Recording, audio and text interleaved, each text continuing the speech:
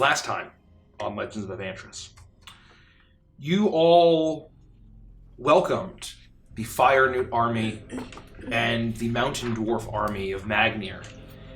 You met with their Thane leading the group of the dwarves, and you made her a little bit easier about all the Fire Newts, and with some trickery, some major illusioning, and some deception, you managed to convince the Fire Newts to not rush off in Zerg and just die and get themselves killed, but actually attempt strategy, attempt tactics. You utilize the cult that you started in order to bolster the forces, and you then spent one last night before the battle the next day, or at least you hoped there would be a battle. You knew that there would be an issue of getting the fire giants out of their heavily fortified volcano hold of Svarog. But the dwarves had a plan for that. King Barlock Blackforge had... This is the point.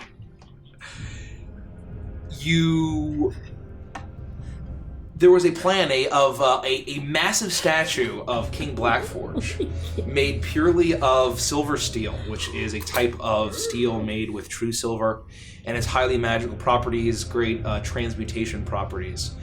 And the next day, all of the armies made ranks, and the priests of Moradin channel the power, and King Blackforge effectively astral projected and possessed the statue, and challenged Duke Grudo, challenged his honor, challenged his courage, and basically dangled something that would be very valuable to the fire giants in front of him. The mecha suit. The mecha suit, basically. Basically a silver mech.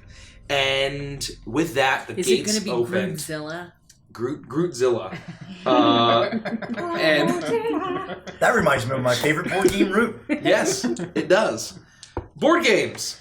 And with that, the gates opened, and a fire giant army emerged. And with that, you took the opportunity to, just the five of you, yourselves and your purple tiefling sorcerer, or not a sorcerer, Orifice. Guide, companion. Former sorcerer. As he led you to the ancient, still standing, ancient red dragon-born created tunnels. And you learned that these, while not being heavily used, were actually quite dangerous. Variety of intertwining forks and tunnels and passageways. You found, however, one passage that got you through underneath the volcano up to the top of Svarog, where you emerged onto the top of a large building built into the mountain. You saw a massive city, just like Magnir, but magnified by several times. A great ravine of magma flowing in the center with bridges connecting the massive roads. And you saw off to the side two figures walking through this relatively emptied city. It seems as if all of many of these soldiers, the fire giants, both men and women, were on the battlefield. However, Duke Grudo did not join them despite the threats to his courage and his honor. He was with a strange, robed, humanoid-sized figure. White and red robes with a white mask with red tear-shaped patterns. And as you all looked through a spyglass down onto the bridge, as the two seemed to be moving, the robed figure turned its head and looked in the direction of all five of you, and then turned back and continued to walk. Sylvie, you have just seen this through the spyglass.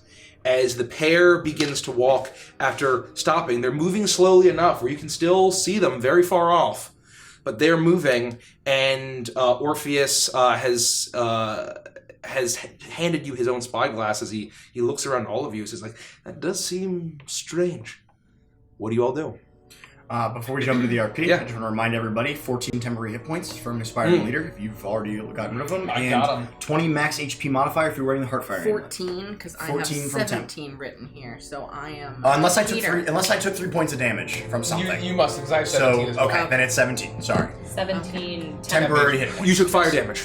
That's right. And it was halved and halved, yeah. Yes. Okay.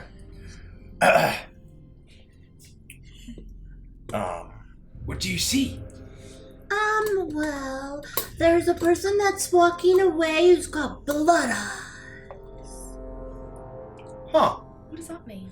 Well, they're wearing like a mask that's creepy, but it's got like red blood eyes. But not the eyes that are actually bloody, it's more like they were bleeding tears. So we weren't able to identify who this character might be.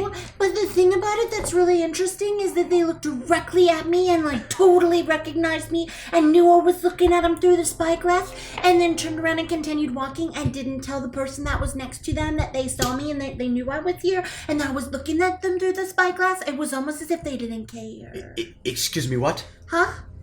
Somebody saw us? Yeah, so when I was looking, one of them looked directly at me, the one with the blood eyes, and was like, wow, I totally recognize you or something, and I'm not shocked that you're there. And noted that I was there and was looking directly at me like penetrating gaze through masked blood eyes. And then turned around and continued walking, but didn't tell the person next to them, even though they totally could have. So it was kind of like they weren't worried that we were here, or that they knew we were going to be here but didn't want to say anything, or we're going to go back to wherever they're going and tell them there. Well, I suppose that means we've lost the element of surprise. Well, now, hold on. Do we know that they saw us? Perhaps it was a coincidence. We're very far away. We're very far. There's no way. Yeah, no, but that happened, though. And you're sure Are you that sure? they looked directly at us? Maybe they just looked like they were looking at you, but they were actually like waving at someone behind you or something. Okay, why don't we try this, okay?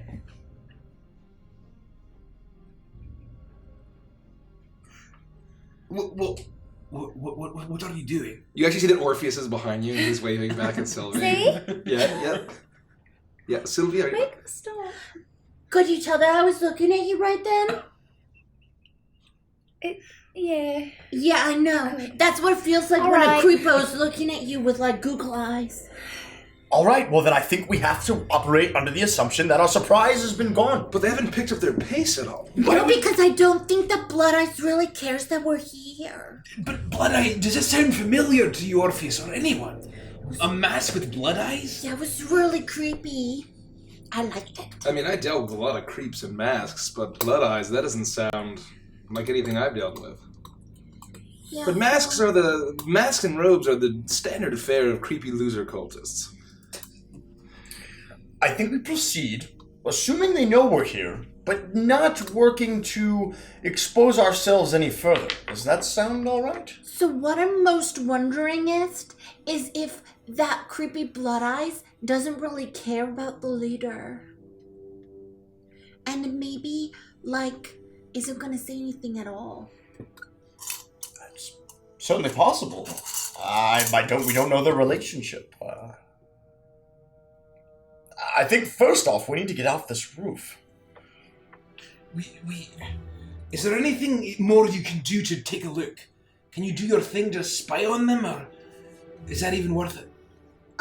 You're doing this thing with your hand as if I can do it with my hand.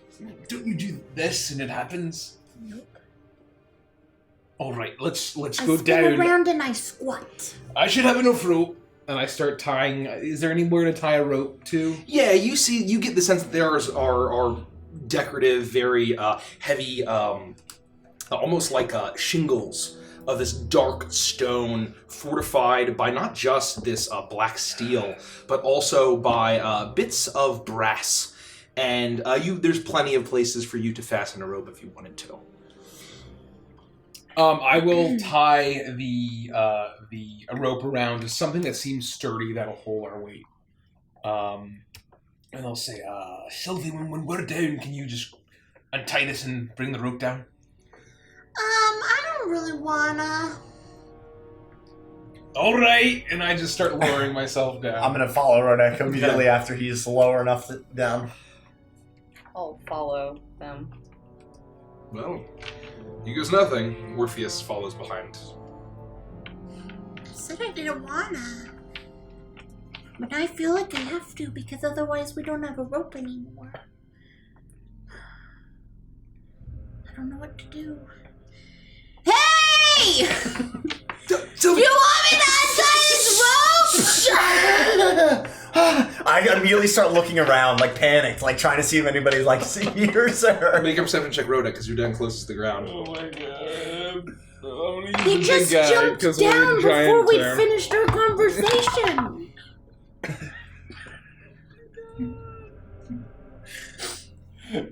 Perception Yep. is a 17. 17. As Sylvie's... But you don't say anything back, right? No. I'm doing like this. Like, I'm holding the rope with one hand. Sylvie, Orpheus is the closest to you. Sylvie, please, stop. No. As Rhoda, you're down closest to the ground, and you see this massive city as you hear Sylvie's voice echo through the chamber. And although it does echo around you, the sheer vastness of this massive city, it feels like it's getting drowned out a little bit just by the sheer din of the bubbling magma below, the sound of machinery and clanging of work deeper into the caverns. However, you notice as you're getting down, you're at the very far end of a huge, grand, almost like a promenade, if a fire giant would have a massive road, with buildings all along built in the mountains. However, not too far from you, several hundred feet down, away from the building that you're currently scaling down, and you realize that this seems to be a mining supplies operation that you're scaling down. And you see a massive archway, a tunnel that seems to go down, and you hear very familiar the clinking of pickaxes on rock. And you start to see that there are actually carts and large tracks where these carts going in and out. And you see no movement of massive fire giants. You see the pair of the massive of Duke Grudo and the advisor walking far off in the distance, but they don't seem to hear. However, you do start to hear low grumbling voices coming from the mines, and they start to get louder as they get closer, coming out of this large arched hallway. Am I in sight of the large arched hallway? You see, so it's basically you're down on like this wall, and you see that the tunnel is right around there, and so they're probably going to come around out to the main promenade. I'm gonna like look down at Rodek. If he looks like he's clear or close to the bottom, I'm gonna like stop climbing and just basically like all the way down and try to get off the rope as quickly as possible. I will drop as quickly, quicker than I was, and get down on the ground as quickly as possible. Athletics check, acrobatics check. Oh, Mike, you're so gracious. Good thing that's a 10. Good thing that's I got a 20. A 20. Okay, you managed to dodge gracefully, and you see that next to this, there are actually a large number 20. of crates on this side where you could probably hide behind and the like. Yeah, if that's the case, then I'm going to draw my rapier and basically like tuck and roll behind the first thing I see. You tuck and roll. Orpheus looks around, and he's not very far from you, and Sylvie, he starts to scramble back up, and he climbs back up and dives. Do you think they want me to take the rope, Rodek? Jump down before we finish having our conversation? I think so. We should probably get the rope up, though. Come on. I think there's people coming. Oh, okay. And I'm going to cast invisibility on the both of us and grab the rope.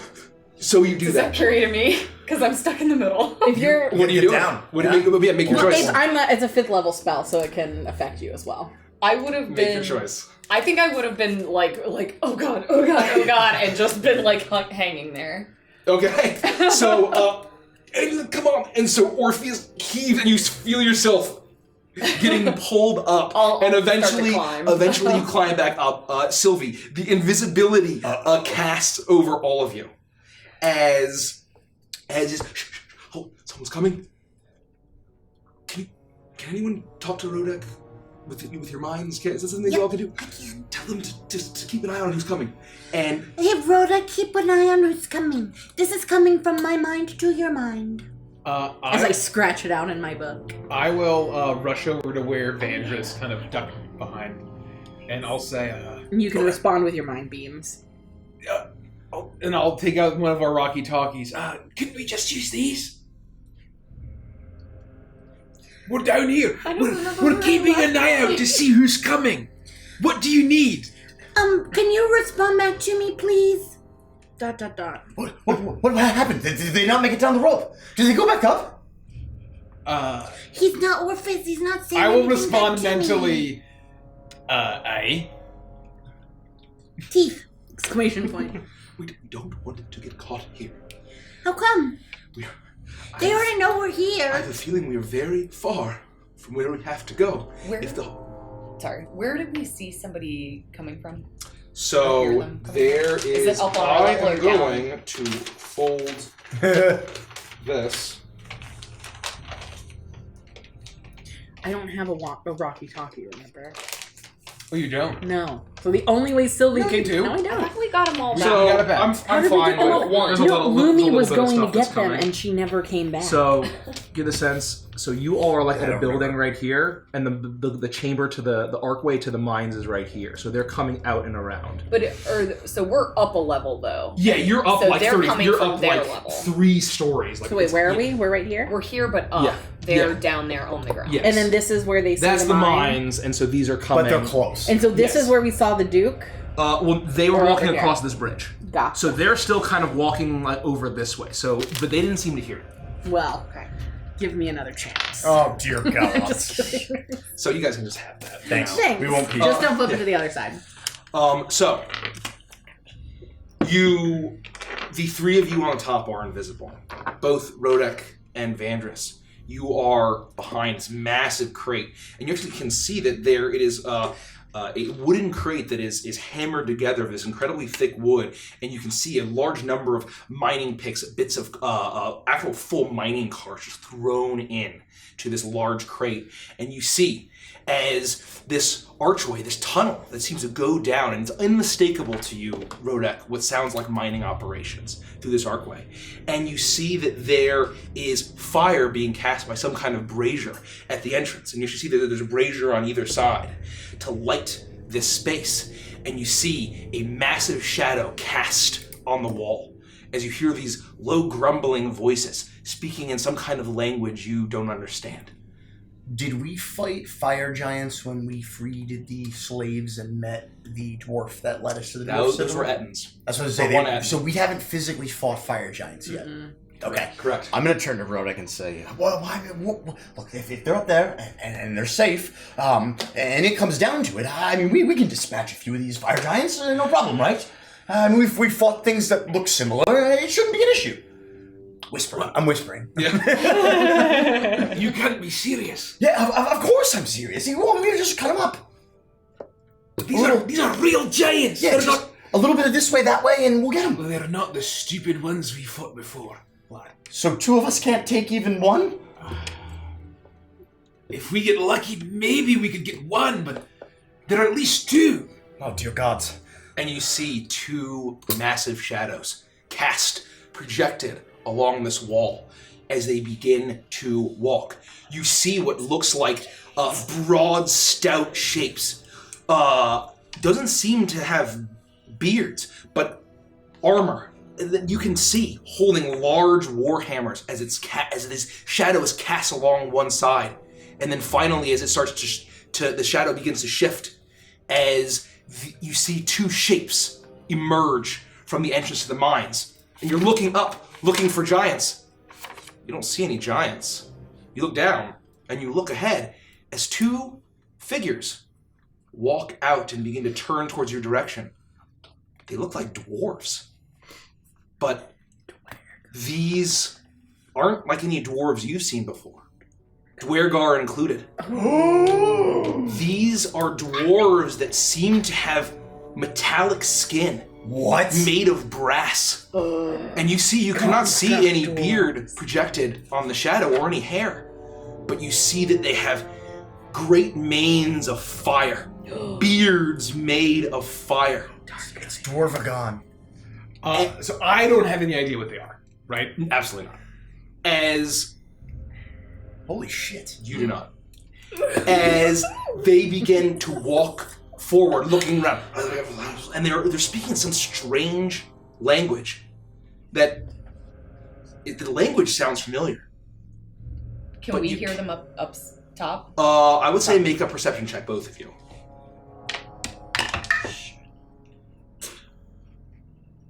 12. It's 21. You hear. You are able to kind of piece out, Sylvie, bits and pieces of words. Oh. You very well know that I it's think not the common. peace out like take off. You're done. You piece out, And you're able to abandon your friend. as you see. I would, Sylvie would, yeah. As you see, as they're looking around, they're looking all up and down. You actually see, as they look there, you see these eyes look up at you, up towards the roof of the building. But since you're invisible, they see nothing. They look down and they begin to pace, and they're speaking a language that you don't quite understand. The language sounds vaguely familiar. Was it similar to the language that the fire newts were speaking. As you hear them talking, as they're low, and then suddenly they're looking around suspiciously, they begin to walk forward, closer to the crate that you're hiding behind. My Moradin's beard. Fire doors? I just kind of like literally just shrug, and I'm like, I don't even know what I'm looking at, like wide-eyed. Is there? Can we see? Can I have pointed them out? Yes, so all of you now see. Is there anything like loose on the top of the building, or could I like pry like a piece of shingle off or something? These shingles are massive Okay. and like made out of very heavy stone. So like giant. Yeah, they're like giant work. You could maybe go to the wall, like try to like carve something off, but that'll definitely create some noise, I would say. You would know that. And you see, as they approach, and you guys have a better look, they just kind of look like vaguely armored to you. And even though they seem to be a patrolling guard, you see that they have manacles around their wrists, around their ankles, around their necks, and chains that seem to be connecting all of them. And it all seems to be made of that strange volcanic-looking metal or stone, as that you remember forged the armor that exploded around all the slaves that you had fought previously. As they seem to be in chains as well. Whatever they are, they're not here by their own volition. And if we can do anything to stop them from being blown up, we need to try at some point. I mean, they're a danger to themselves and others. Do you think that they were once dwarves and Ziri turned them into this? I mean, who's to say that they didn't just come here from the plane of fire? I mean, I've never been. I don't even know. In the plane of fire? It's crazy. I don't know the first thing about anything. I'm just here. But regardless, I'm speculating. Either way, we can't interfere. Even if we tried to save them, they would die. Right. For now, we can do something. We can do something once we've taken care of Anziri. Right. So what do we do? Are they kind of walking away now, or are they walking? No, they're starting to walk towards you, and then you hear a voice call out, and it's in this low guttural or low grumbling voice, but it seems to be in a language that you don't understand. Who speaks giant? And you hear, "Who's there?" And it's coming from one of them. It's coming from one of them, as they all look around up and down the building. And then they begin to creep closer, and they start to talk back in that same language that they've been speaking How previously. close are they to them? They're probably about, 30 feet from them. And I am just sitting and Like, we are deathly silent. I'm like, my back's up against this box. I need both of you to make a stealth check. I am mounting my broom Please. and just watching. Okay. Oh boy. I got like 1 billion. Should I twist it? I'll use my inspiration. If I have to go, you I got a just stay 34. here and get Goodbye, down. inspiration. 34? Okay. 34. Sure. Yep, So I have an idea. and so do I. I got a 7. So I've told Annulin and Orpheus to get down on their stomachs on the precipice if I have to leave. And as you do that, Orpheus whispers, "Are those Azers?" I have no idea. I've only ever had Skechers. I'm going to hide here. And you hear the voice call out, not speaking the previous language, not speaking giant, but common. "Is there another slave? Would escape and slacking on their duties? Back to work in the mines with ye? You've heard the orders, overtime. Not much time left." And they begin to pace around. As Rodek, you're kind of shifting, and I don't understand any of that, right? No. Mm-mm. Oh, No, the that last was in common. The last thing That was all in common. common. The last part. Not the first They've one. spoken 3 languages. I look at Vandrus. and I'm just like close to him with like my hand on his shoulder, I'm like clanking up. and I'm like trying to stop him from moving and like calm down. I have my rapier drawn as well. And you hear the voice. I know someone's around the brazier there. Come on out and you won't get sent to the hellhounds. As he says that, I'm going to fly down within 30 feet and I'm going to cast Modify Memory on the one that's talking. Okay. How does that work and how are you going to do that? Oh boy. I'm going to find a place where I can kind of perch behind as a gnome and kind of be within 30 feet, but small enough that hopefully they won't be able to see me. Because when I do it, it's going to drop my invisibility on everybody, which is why they're down. And I'm going to cast it on him. He has to make a Wisdom saving throw against a spell save DC 21. 16. So I am going to modify his memory so that as he starts to think about it, he vaguely remembers seeing an elf, a wood elf, run out of the shadows and head back towards the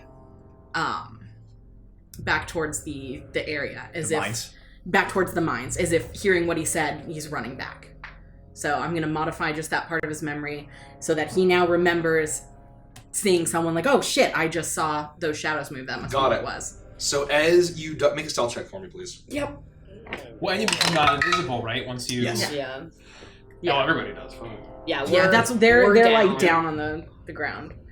I'm waiting for someone to like sneak up behind us, like movie style. You said stealth? Yep. 20. Yeah, just enough. And as you manage to find a little place, probably right behind Rodek and Vandris, and you peek out and you cast this spell, and suddenly you hear the voice, "Oh, let's go get her!" And he turns around, and you see the other one, and speak to him in that same language, and he says, "Didn't you see him? One of the wood elves again. Let's go get him. It'll be the hounds for them." And turns around like, and they can't pretend that they're getting back to work. Someone's getting fed. And turns and the other one looks and kind of shrugs and turns, and they make their way back to the into the mines, towards the mines. Are you guys alright? That was good. Did you do that? I'm She's right like behind behind you. us. She like appeared behind us. Oh, yeah. got it. Okay. All right. Well, are the others all right? Yeah, they're lying on their bellies up there. Is the rope still tied? No. Can you ferry them down? Yeah. Thank you. Okay. And then Please hurry.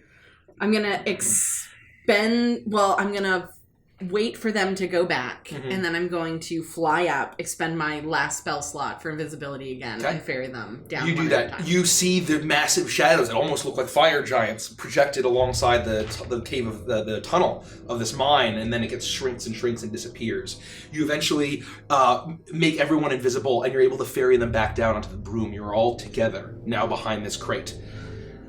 What were those?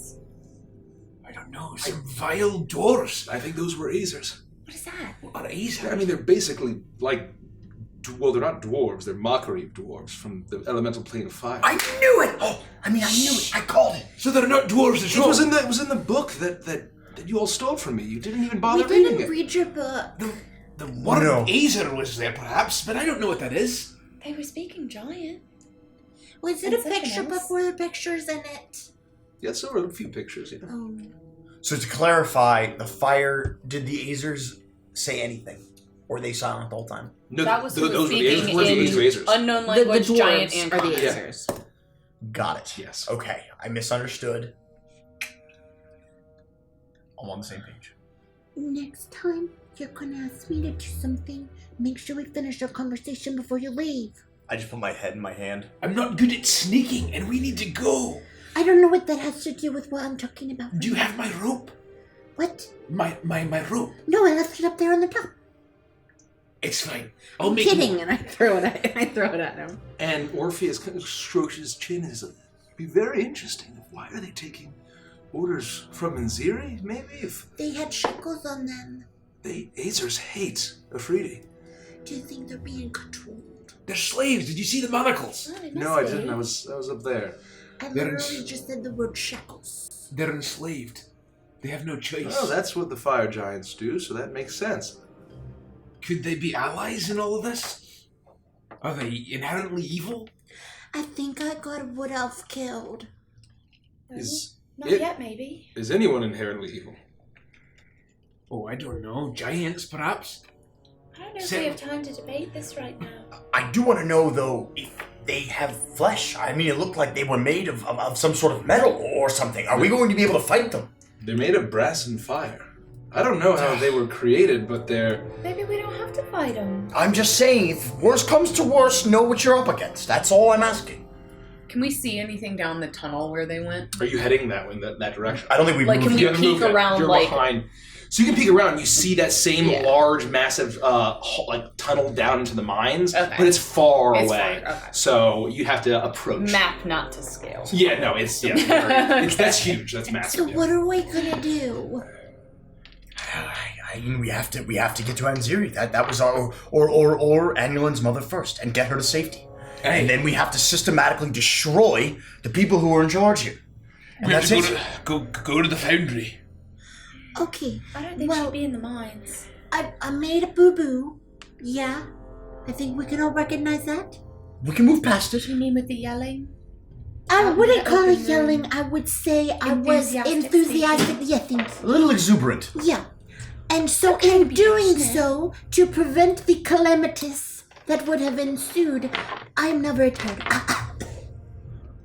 So, Oh, whatever we find ourselves in, expect no help from me. Okay, are ready?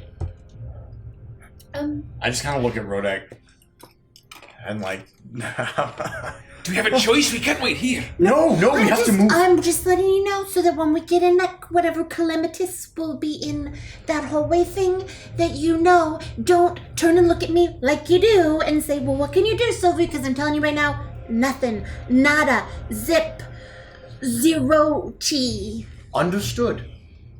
crap, We need to not spend poo, a second longer here than we need to.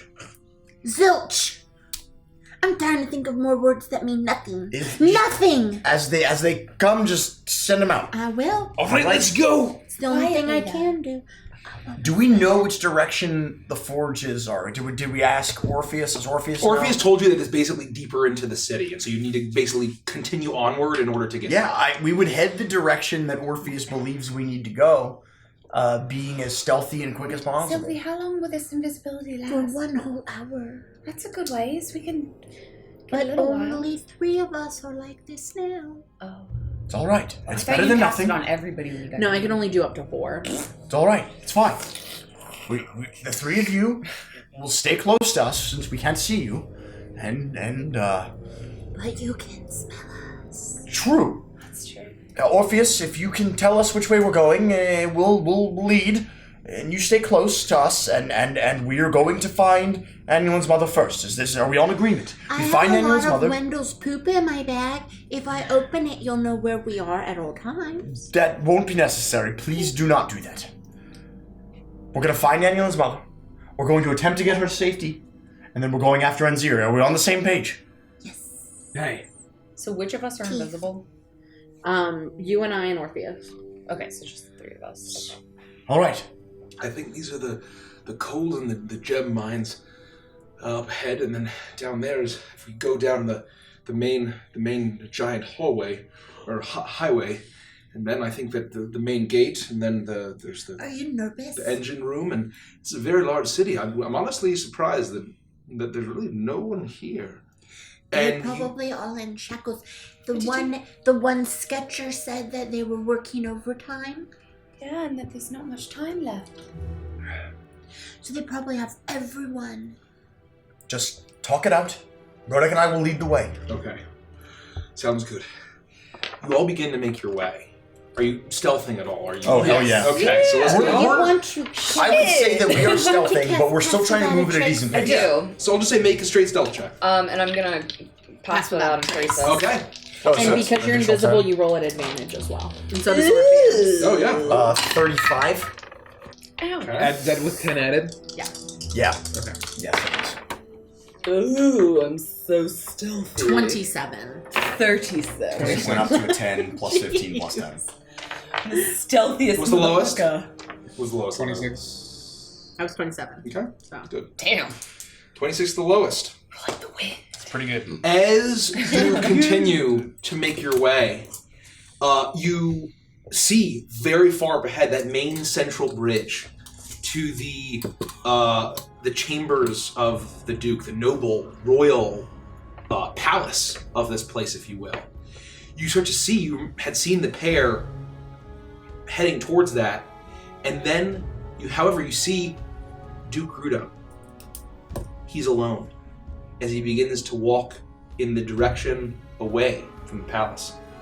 Heading alone, as you see very far off, this tiny, from your perspective, robed figure walking alone away deeper into this mountain as they seem to have parted ways, and Duke Rudo begins to make his way in the direction that you're trying to go. You hear the loud grumbling, shouting of voices.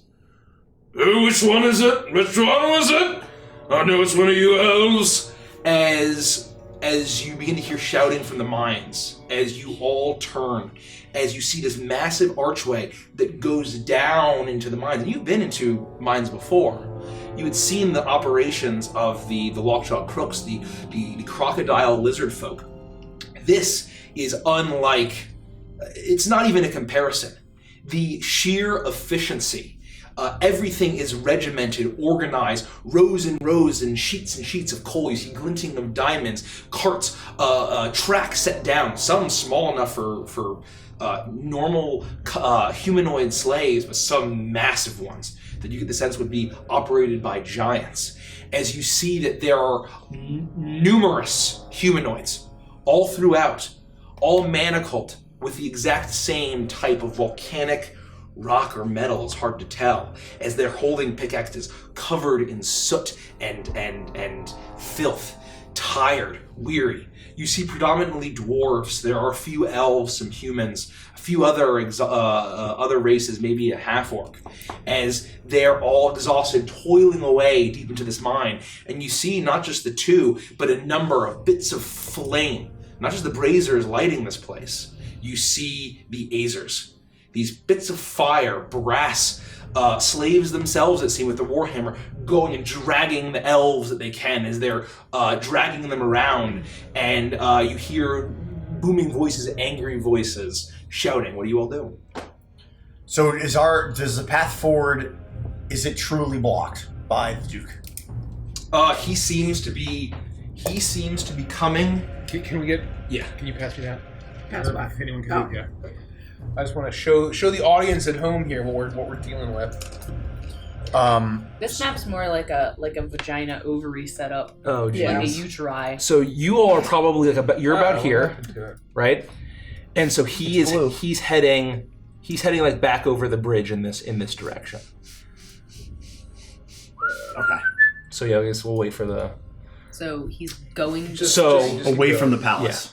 Which way's the palace? The hallway of the Duke. And that's where the mass figure went deeper into? Correct. So yeah, I'll show the class once we're here. He's coming away from the palace. Yeah. The uterus. Away from it. Is that the uterus? Towards the vagina. Sure. Oh wow, we're really setting up here. Wow-wee!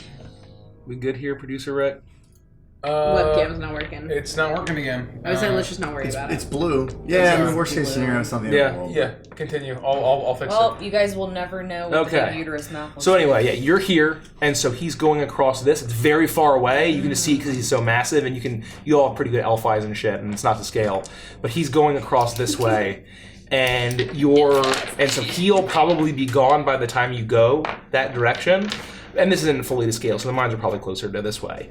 But then you see all this commotion as a number of Azers are pulling some slaves around and trying to question. I was going to turn to Rodek and ask him a question, but he's producer Rick is going. Well, we'll take a quick break as Rodek as producer Rick fixes it. So why don't we take a quick coffee break? Coffee break. Yeah. Coffee break. Apologies for the technical difficulties.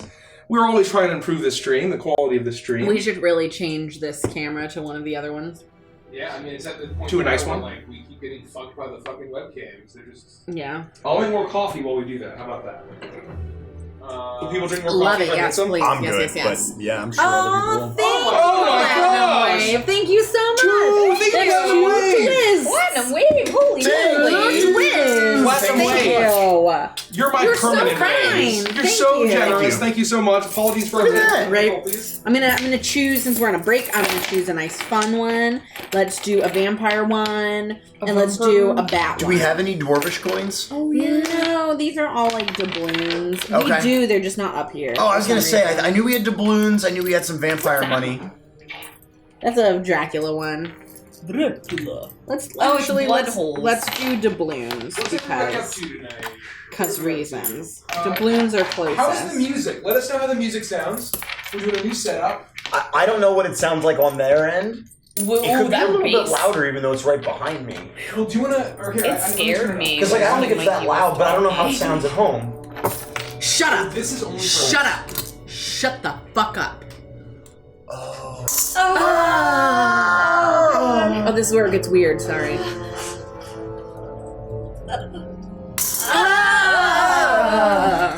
Thank you. Thank you. So I understand what you're saying now, Rich. And I get yes, it. Lone Guard. And poor random elf is going to pay for Sylvie. Well, hopefully the But- idea would be that they like couldn't find somebody that matched He the memory. even said like, one of you's gonna pay. Right, right. So I think at the very least they're just gonna pick a random elf and make Probably. him pay for it. Probably. Sylvie probably just killed an elf, but We won't think about it. that's what she gets. I Come will along. say, I'd completely forgotten that we were like trying to be quiet when I started yelling. I'm like, oh well, I've done it. It's over. Yeah, these things happen. That's so You know? silly. So silly. That- Totally these things forgotten. Do we have any ice up here? Yeah. I feel like I broke myself. Yeah, hang tight with the no signal. We're just producer Rick is doing producer Rick things. I don't think the big yeah. If anybody has any questions or comments, now's a good time. We can answer them. If there's anything you guys want to talk about, that'd be cool. Wait, you did a signal? Yep. I don't think they can. I think we see that because we see No. No, Red Clock Ren said said no no signal signal. keeps popping up, guys. Oh, weird. Oh, can I use this ice cream? Yeah. Yeah, bear with us. We're gonna get back to the RP shortly. What's wrong, Kels? Shin splints. Oh, it's now your wrist's no. problem. That's not. Do you want? I have some compression gloves for sewing. Do you want to try wearing one of those? So See if that on. helps. Ice it for right now. It's actually a great idea. I did do it. I think it's yoga related from like doing stuff like that. Is it blue now? Huh? It's been blue. It was blue before. Oh, right. Is it blue for... Callie will always be an Evantress kitty. Yeah. Avantranimals. I'm gonna sit here. I'll sit in Richie's place while we Avantrimals. wait. Hello, everyone. If you ever want to just chat, let us know. Yeah. In Discord or something. Feel free to reach out to us. Yeah, You know, don't... I'm always here for you if you need anything. Hey, Hey, is that right? Oh, look at that that! Oh, woo!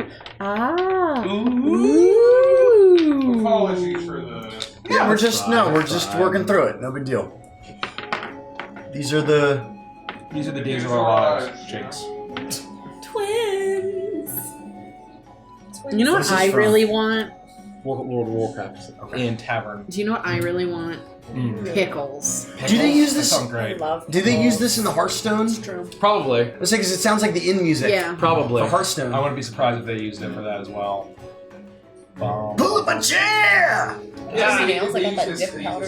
The heart heart is is always Can I touch it? waiting. That's another one. What else Do you does he just say? stick the- What else your does he fingers say? in the- Okay, Yeah, chat. that's awesome. Okay, our lovely viewers. All right, at home. so hang tight here for here's First the goes explanation. on So Of where we are. basically, I like. the tunnel came out here. That's where the party. It's kind of hard to see. There we go. Yeah, Not little nubblins. the party came out here. That where that is, and so the mines are all this. It's ignore my shit, my horrible spelling, my not spelling, Drawing. drawing, and then this is where Grudo is going in towards this direction. So the palace is the big square. And then this is like this is a big hallway or whatever. I didn't want to draw on whatever was in there. But then the advisor was heading deeper in here. So they're moving away from the butt plug. Yeah. Is that a butt plug? Kind of. Oh, this is the butt plug. Yeah. Got it. You see it now, don't It you? is shaped that way? Oh, Wait, Jesus. which one's the butt plug? I mean, if you can't tell. Anything's a butt plug if you try hard. That's true. If you believe. That's very true. If you put it If in your your butt, it's a constitution butt score is high Fair enough. enough. If it plug your butt, it's a butt plug. If you've got 20 con, you can This is a mature stream. Yeah. by the you can way. shove a goddamn cactus up Kelsey 2020. Yeah. Real quick. Anything can Abby, be a butt yes, plug I with did. the right I dyed my attitude. hair. I'm gonna roll for Rich. I never knew. Natural 20 Ooh, now hold on. and a 9. Ooh, I'm Rudek Stonehouse. Andy, 50 gold. Let's roll for it. My dice are terrible. I got an 8. I got a 7. Yeah! 50 gold! Let's death roll, double or nothing. 13. 3! Yeah! 100 gold! Let's go! Let's fucking go. Double or Damn nothing? it, Double or yes. nothing? 3. 10! 200 gold! Double or nothing? Unbelievable. Yeah, one more time. Final one, final one, final one. Yeah, I'm gonna get in on this heat. 12! 400 Wow. gold! Yes! Wow. I hate Yes. you. Damn it! Damn it! Halfway to my epic mount. Oh no, this is in retail. Oh, so that'll buy me, like, bread? That's repair. That's repair. That's repair bill. Yeah, that's repair bill. I've got 20 gold in So classic. basically, they're, like, copper now. Mike, you're not allowed to use such spooky music. Every time that bass thumps, my bell Let me turn down the bass. That boom, ba-doom, boom, boom, ba-doom, boom bass. The super No, I bass. mean, it's cool, but like, when he was talking, I was like, there's a legit thunderstorm brewing right now outside. It's a thunderstorm brewing in my bowels. Yeah, That's exactly. true. That's true. Well, you know what my would fix God. that? Felt A plug of dookie sorts. in my hand. Yikes. Yes. Exactly right. I gotta go. So, you all reach the edge of this large archway that goes into this large mining operation. You see that there are various carts waiting to be ferried off to other parts of the city, and you see that that there are dozens, maybe even hundreds of humanoid slaves. Probably dozens, all working, and some are being pulled aside, some of the elves, some younger, some older, and you see Azers walking around, acting as the guards, with all of the fire giants seemingly out on the battlefield. And that's what you see. I'm gonna turn to Rodek as we see the Duke, and not knowing, whether or not he's gonna block our path, I'm gonna whisper to him, and you're sure that we can't just assassinate him right now? Yeah, I mean, it would give us a massive advantage. We can't give away our position. We need to, our first priority is Annulin's mother. We need to get to Enziri. All right. I'm trusting you. I just feel like we could cut him down. He'll never see us coming. Does it look like he's totally alone? Like, He's very far away, but Right. from what you can tell, he seems to be alone. I'm bringing it up in the anticipation of if we, cross his path, Yeah. then we have no choice. Yeah. Right? That's why I'm bringing it up. no, and I want to. If everybody's around, we need to make a decision. Are we going to just let the Azars do what they're doing to the slaves? No, we can't do that. This is our fault. They're looking for somebody because of us. What do we do? We should. I hate to do this, but I think it's Annulin's call. We're here for your mother. That's the primary objective. I know, but she wouldn't want me to sacrifice somebody else just to get to her quicker. She'd be horrified if I just let some poor wood elf die. I think I've already let another wood elf die, so what's 2 in the grand scheme of things? Well, I think that's what they're doing now. We can stop it. I would like that a lot. I start tiptoeing in towards the mine. The issue here is that if we commit to this, and whatever shackles and magic they have start to detonate, there will be nothing that we can do. It might kill more people than... Just don't kill them. That's what triggered it. Are we sure that is the only detonation method? Unless it was actively triggered. I was taking a look at some of the armor from the slaves that ran away. That was my understanding. I think that Enziri has some sort of remote. Maybe we could lure him out here and then tie him up somewhere. Or Sylvie, could you, like, Well, trick them? if we can take an hour to relax, I could make us all look like Azers. Could you just use an illusion of, like, a voice going in there? For what? We're looking for a wood elf. What if I just run in there and dance a little and then run back out? And bring them all to us? Just the two of them. That could be a really great idea where you run in and you're like, haha, looking for me, motherfuckers! And then you run back out and we kill them. I don't want to kill him. I just want to tie him up somewhere and keep them from killing someone. Have to also make sure that they can't speak and that they can't scream or yell and that they don't have any magical abilities where they can use their mind beams to tell people where they're at and what's happening. And all kinds of other things we should be aware of. I guess we don't know what they can do. Or we can just rush in and just knock them out.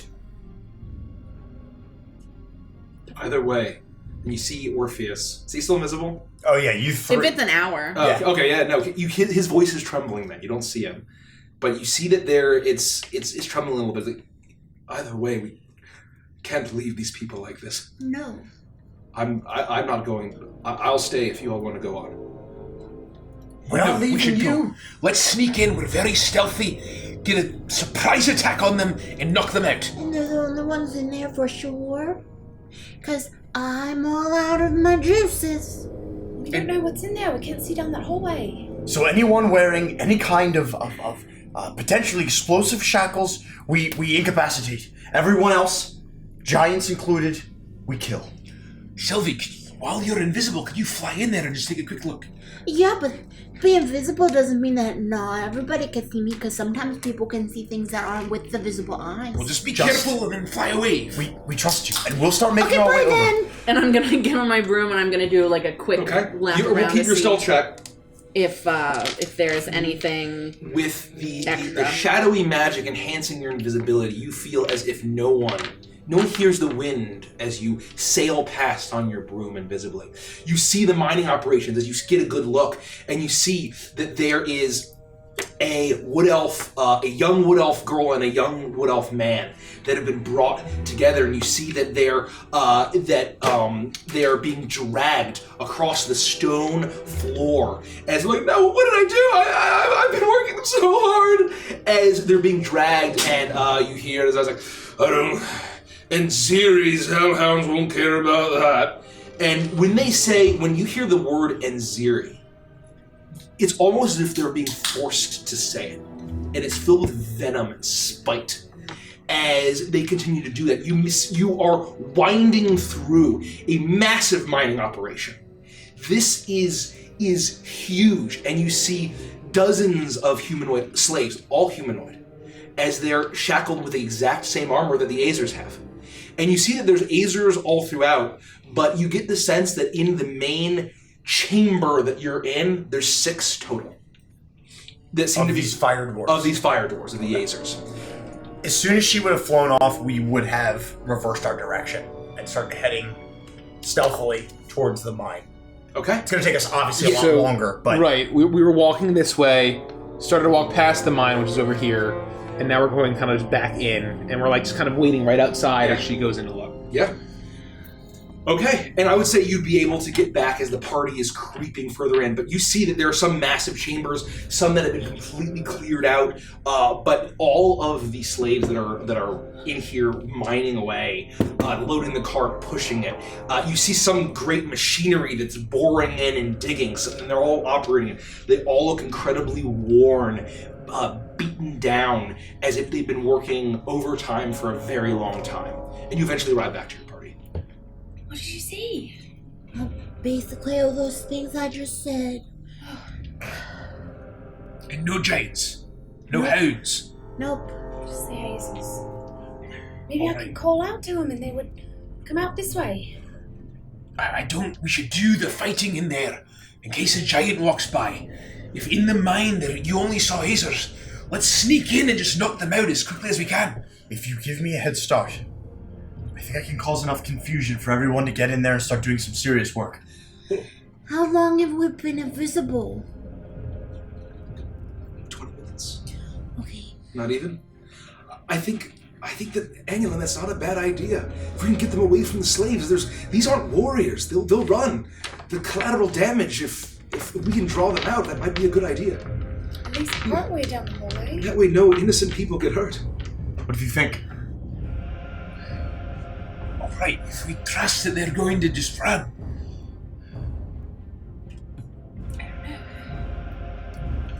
We gotta make a decision soon or people are gonna die. Give me your... Can you drop invisibility on her? Yeah, sure, but I think we should keep it. Well, then Then I can be the bait. I'll They'll draw hear them the out. voice. I'll draw them out. I don't think we need to send you that far. If I can yell down the hallway and they hear it and come out this way, then we'll just attack them invisible. All right. On your mark. And I have Edward's final chapter I'm gonna back drawn. up. And I'm gonna light the rapier. And you hear, and what are you saying? In Giant, I'm going to yell down the hallway. Hey, you idiots! The elf's down here!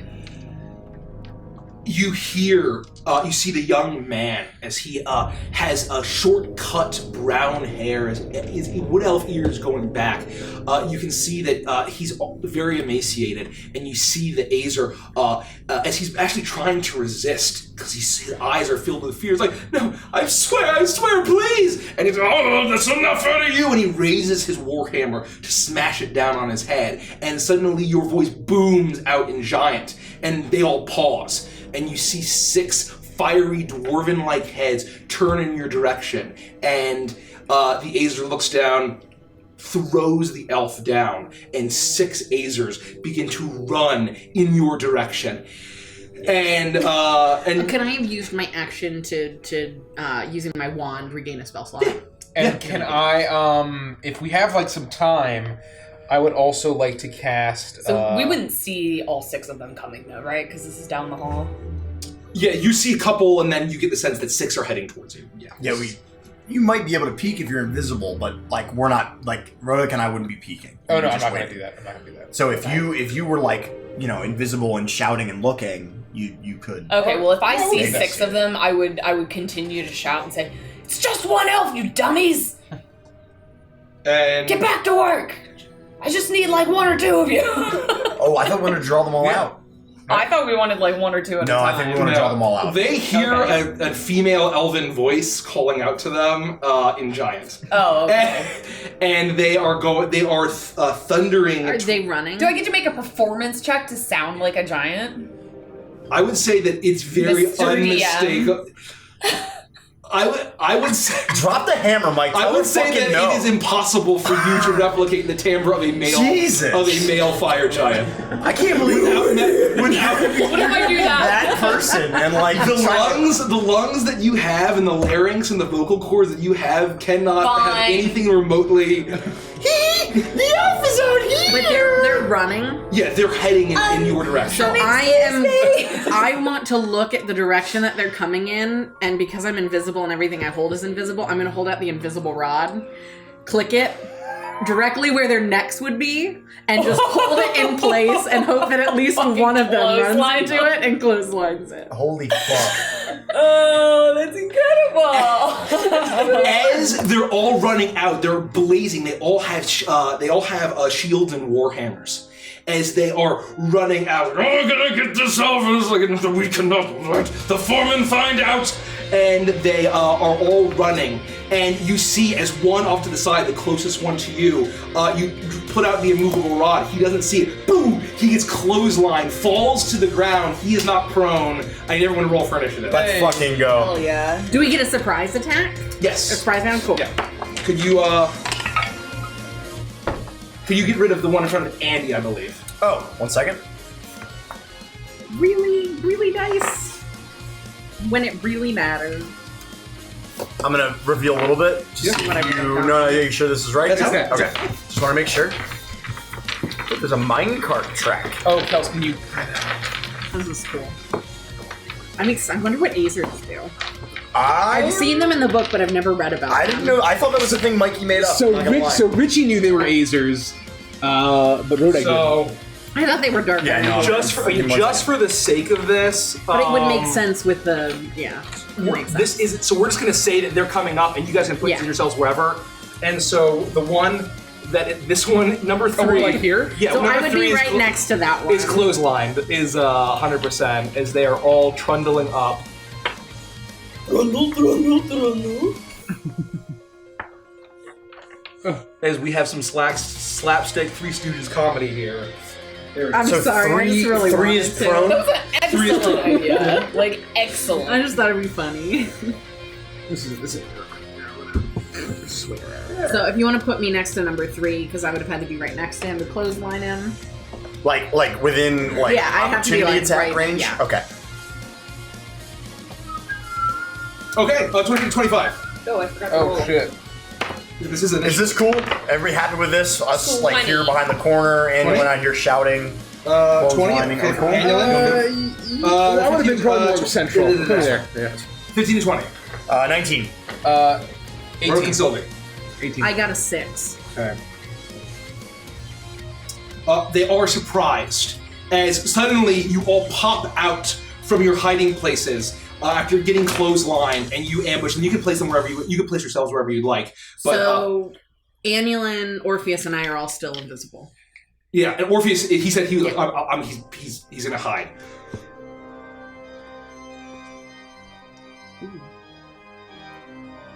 Are we fighting Alphons? No. So who's up? Oh, Annulin's up. Okay. Annulin, you're up. Okay, I am going to, in a 20-foot this is manor combat. square, I guess where those 3 are. 20-foot You're sphere? right. We were fighting. Square. Can I hit all 3 of those in a 20-foot You can hit 3. Yeah, you can basically hit. You can basically hit 3 if Yeah. it's just a 4x4. This will drop your invisibility. 5, 10, but that's 15, fine. 20. That's fine, yeah. 5, 10, 15, 20. Yeah, if it's What's the you can hit. with the square, the triangle on it? He's prone. prone, so you'll be disadvantaged on that one. So you can hit these 3. You can basically hit any of 3. I can't Probably hit a all 4x4. 4 of those in a 20-foot square? No, it's 4. If it's 20 4x4, it's a 4x4 square. You Okay, cannot hit more okay, than 3. okay. I'm gonna hit those 3 in the center Okay. there. 1, 4, and 2. 1, 4, and 2. Yeah, 1, 4, and 2. I guess. Yeah, I'm sorry. I don't have my glasses on. No, it's fine. I'm just. Okay. So I'm going to reach out my hands and raise my fingers up, and I will start to grow green from the fingertips a little bit. And I'm Okay. going to cast Entangle. Oh, okay. So in a 20-foot square around that area. Dex saving throw? Is that what that is? Yeah, Dex saving. Number Strength saving throw. strength. Number 2 gets a 14. Number 4 gets a 6. Is a strength check the same as a saving throw? Yeah. No, it's not. It'll be dead Hold on. for A creature efficiency. in the area when you cast a spell. Okay, strength saving throw when you're in the area. So is it the all area fail. lasts for a certain amount of time?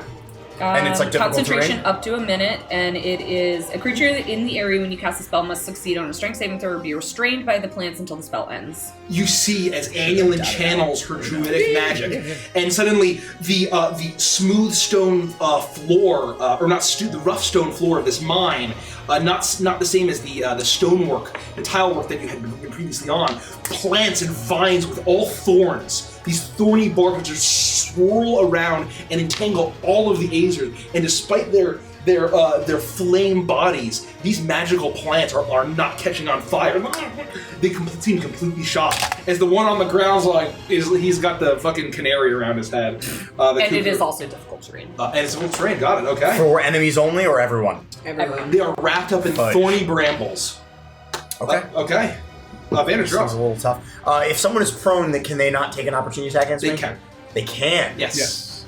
Wow. They're They're disadvantaged. No, they're not. Are they? No. Really? I don't think so. Maybe they are. Oh, maybe you're right. Oh, you're right. They are. Sorry. Yeah. Sorry. Okay, regardless. I'm going to use my bonus action to dash. Okay. And it'll cost me 5, 10, 15, 20, 25, 30, 35, 40, 45, 50, 55, 60 to make it to this corner in the back here through the difficult terrain. So I'll take 1 opportunity attack for He's number gonna 4. swing at you. He's restrained. Is he disadvantaged on restrain? Totally not. Yep, they are disadvantaged. Oh, wow. So, he's disadvantaged anyway because you're cloak. Yeah, he misses. Oh, okay. He swings and misses. And then I'm going to attack number 1. Okay. Is it a surprise? Yes. I get an advantage, correct? Yeah. Well, it's restrained, so you're at advantage. Yes, he's Okay. Yeah. All right. So surprise is not advantage. Surprise just means they skip a turn. So then I'm going to use my Elven Accuracy to re-roll one of the dice. Still hits. I was just hoping for the crit. So that's going to be a 27 to hit. 27 to hit. That hits. As your blade pierces in, into you hear the cracking of brass 27. as it pierces in, and your blade makes contact. Non-lethal? Yeah, sure. Does that mean I can't, does that remove any of my... Okay, so hold on. You go for the 15 leg plus or 12 is 27, plus You can't 6 non-lethal. is 33, plus 2 is 35. One more sneak attack is 47. And that then without- Edward's final... So that is no fire. So that's no fire. You get the sense that they are made of fire, so the fire is probably... So then, what did I just say? 40...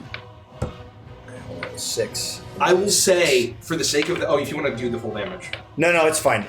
Plus, it's almost 51. You run up, and you see as he's restrained, all the brambles. You run up, and you see that he has although the fire is raging, you reach out with your hilt, and you smack it against his head. With a loud ringing, it rings out, and the eyes roll back, and the Acer falls unconscious. Restrained by the brambles. That's my turn? And, yeah, golly. But with that, the heat blazes from its body still. I forgot about that. Fair enough. And you're going to take some damage from that.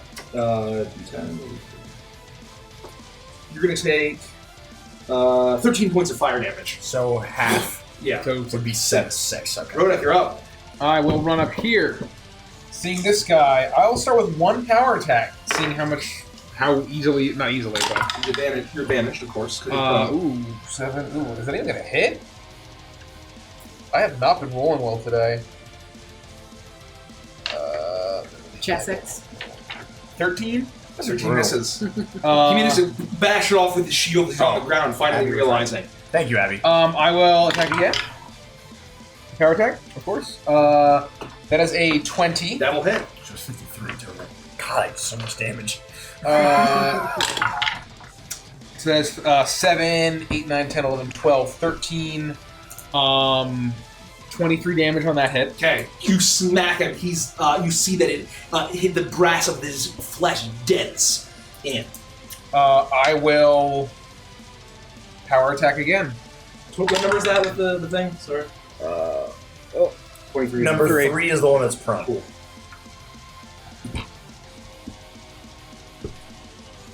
I'm gonna make this a precision attack because holy fuck. Sorry, Rich. That's gonna hit. Presumably, it is a 18. 18? So that hits, yeah. Reroll that. 6, 7, 8. Yeah. 24 damage, non-lethal. You smack him. He knocks out immediately after getting. He didn't have time to regain his composure after getting clotheslined. He's out. So having dropped him to 0 HP, I will move up to him, and I will bonus action for my 4th attack. Okay. 17 to hit? 17 to hit. That barely hits. Ooh. I am going to make this a... I don't think I'm not gonna... Nah. This is all non-lethal. 10, 16, 26 damage. So number 4. You smack into him again. You're all doing non-lethal damage. You're just trying to beat him up. And I will... Oh, action surge. Fuck it. Oh, okay. I will attack again.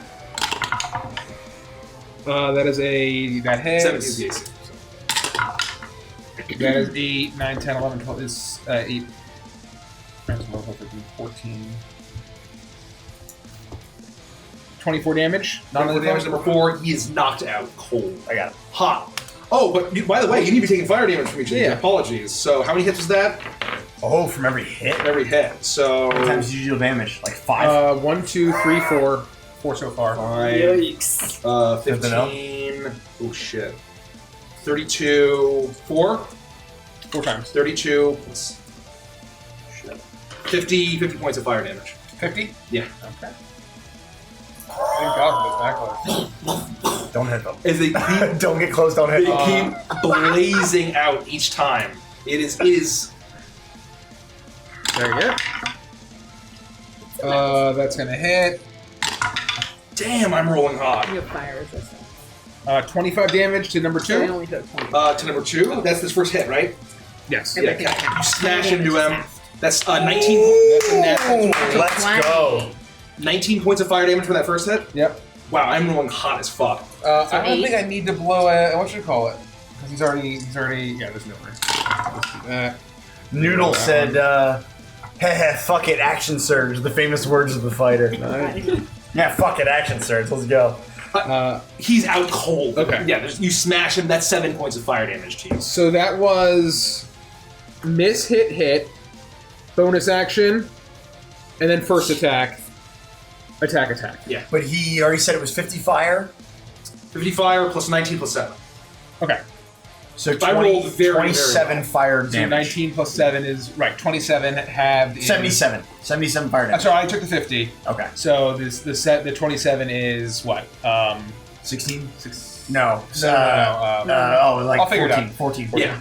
You are knocking these out. With that, it is their turn. They're surprised. The other two look at all of them. 13. And make like a. They look around and they look down at their manacles, and you see that they actually have armor as well that seems to be made of that same volcanic material, that unstable volcanic material. And they look down at it and they steel themselves and just look at each other and says, "Oh, I don't know who you are, but you will leave Swanlord right this instant." And with that, it's Sylvie's turn. In common? Oh. Yeah, in common. And then I'm going to move backwards and still... Actually, I'm going to move directly next to them. Next to number 5. You do that. Hi. And I'm not going to attack. I'm just going to use my action to talk to them. Hi. So, here's the thing.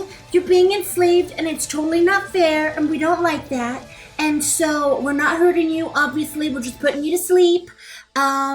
And if I were you, and you don't want to go to sleep, and you want somebody to help defeat the horrible, disgusting Frita that is so mean and awful, then I would say you just kind of let us do what we're going to do. Otherwise, creepy disembodied voice. And that's my entire Oh, action. because you're invisible. Yeah. That wouldn't by any chance count as being engaged with the enemy, would it? No. Make Standard. I need a sneak persuasion attack. check. I need sneak attack.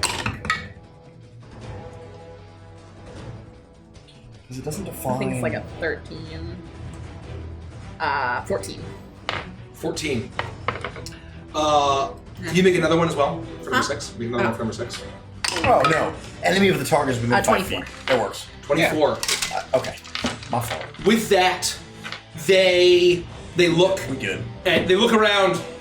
Ooh, trickery is this? They both look at each other. They both look at each other, and the other one looks at all of you, and especially at you two. Because they're the only two that... You ain't gonna kill us! If we put down our warhammers, get them out of here, we're trying to save you! Save yourselves! Do you want to live? Take your friends. Take the ones that are unconscious and get out of here and hide. Hide them and go back to the Wood Elves and tell them what the plan is. They need to be ready to get out. They lower their warhammers. And I'm gonna combat drop them. ends. Shebang. And it's very clear that the other 4 are not dead. How No. do we break your manacles? Let me pull my music real quick.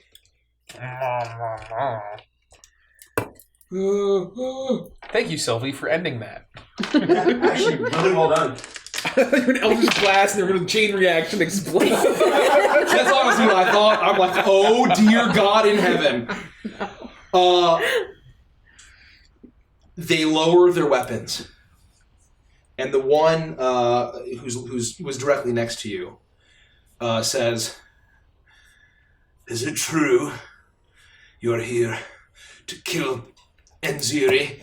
Is Yeah. it true?" It's true. It is. It's super true. They've got my mother in chains too. If it weren't true, why wouldn't we have just killed you? Even though we know you explode when you die. And how would we know that? Ooh. How do you know that? Because How do you? He steps back, and the other one goes to speak and says, I have this.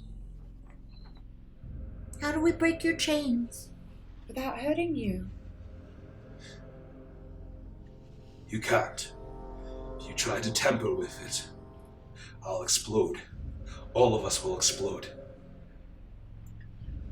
Then you don't tamper with anything. That's right. Do you want to help us or not? Is there... Sorry to interrupt. Is there any chance that I can examine it without touching it to see if it's mechanical or magical? You can make an investigation check. Alright, well, I will do that in 1 second. Disembodied voice. And they step back and they said, may we retrieve our friends. Yeah, Yes, but tell us who put those on you. It was the Afrita. I know And it. Ziri. She is the one.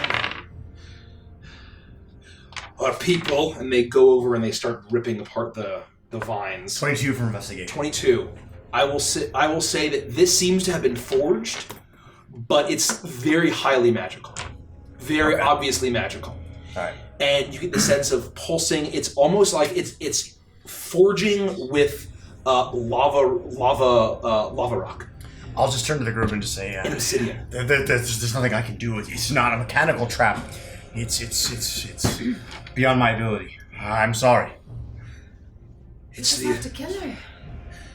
my people, and they're going around freeing their friends and kind of smacking them. Oh well. Could you heal them? They're looking rough.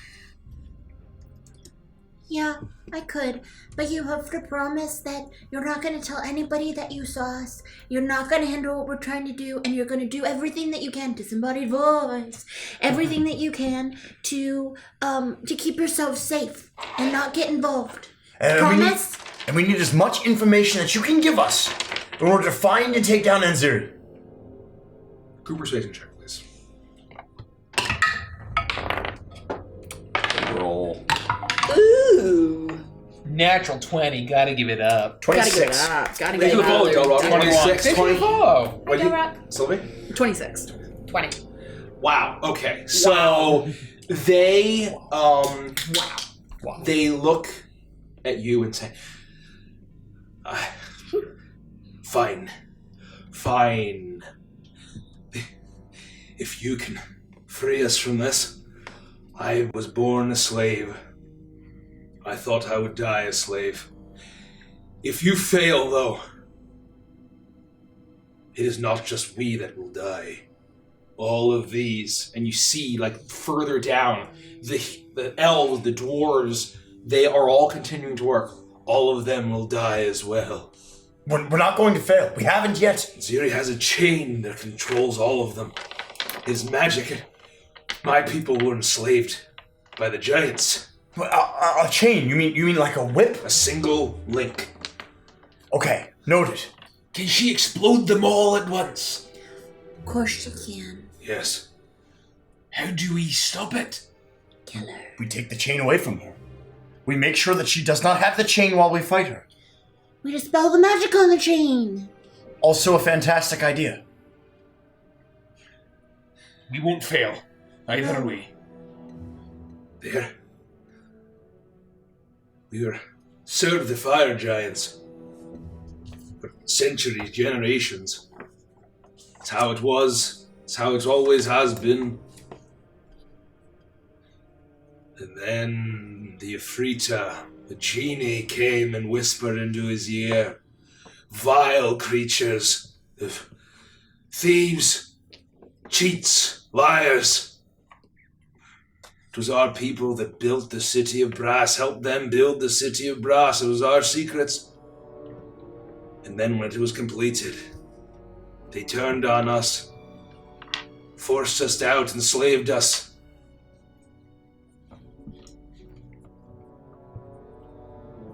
A good Afriti is a dead Afriti.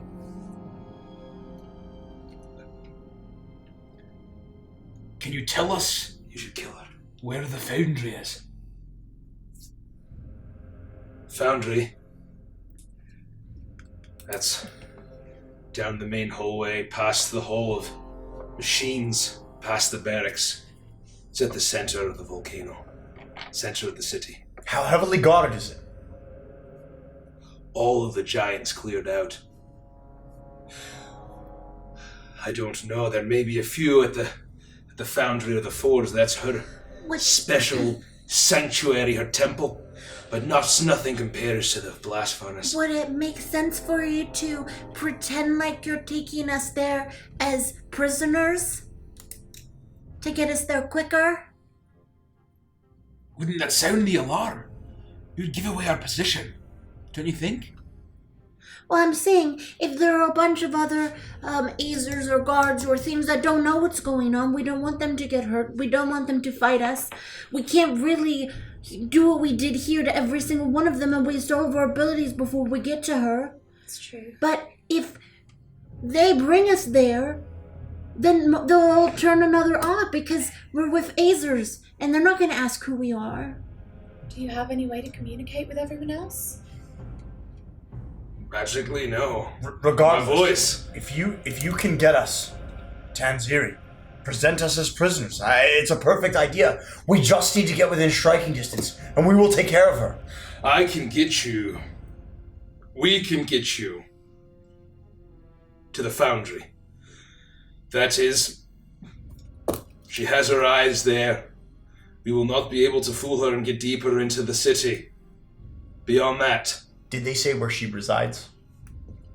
The blast furnace. He said that basically her place is where the foundry, but the blast furnace was her special. All right. I just want to. Okay. That would be enough. Get us as far as you can. I think Sylvie's plan is brilliant. It'll prevent us from having to harm anyone that we don't want to, and most importantly, we're not going to waste precious resources. Yeah, because it's almost time for me to be at my full strength. And what of them, then? What of all of these souls? He turns and he gestures to all of the slaves that are working. Keep them doing what they're doing, for now, and we'll come back. But don't harm them intentionally. Yell at them, be mean, but don't hurt them. No more hellhounds. We need to keep up this act, for now. Yes. But as soon as Anziri and Duke Grudo are dead, everyone will be free. Quietly spread the word. Let them know, but keep up appearances. I have been subjugated by the giants my entire life. I don't know what it's like to be free. And you have no reason to trust us, but you have to. I don't want to trust you. But even the part of me that has sick, vile part of me that has grown fond of them doesn't trust the Ifrita and doesn't trust the robe, the mask from below. I don't think either of them have the best interests of Grudo in mind.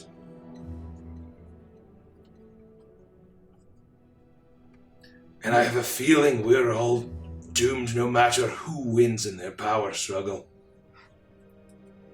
I will help you. You said this masked advisor is from below. Below. Came out of the mountain. Wait, like from inside this particular volcano? From beneath, deep below. I came right to the Duke's Hall, and Ziri had been wrapping him around her little finger for so long, and in one night,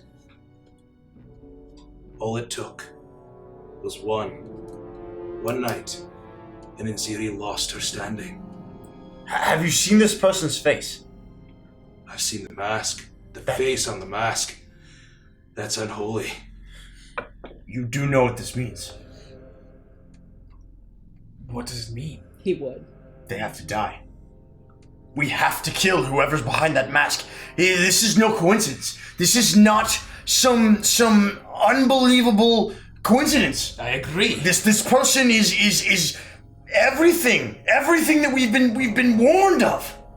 First Nziri, then Duke Grudo, then whoever the hell this is. If we get the opportunity, we're confronting that masked person. I agree. We do not leave here until we know more, or they're dead.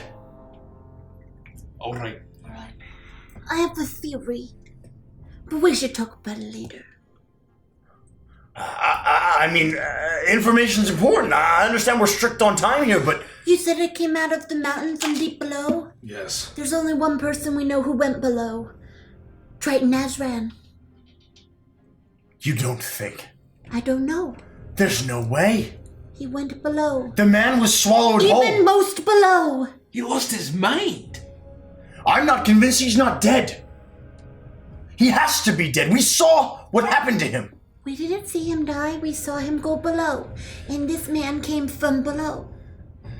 No, there's no way. He went into a mountain and he could have come out of a mountain. I don't know. I'm demasking that man. That person, whoever that is, I'm demasking them. Do you understand? We're finding out who that is before we leave. And that person knew who we were. And I've been racking my brain. Who could know who we were? Who could recognize me? It's not Baba Yaga because... Well, it's just not. I just know. I feel it in my bones. So who else would know us and see us? Could it have been what's his face? Dobro?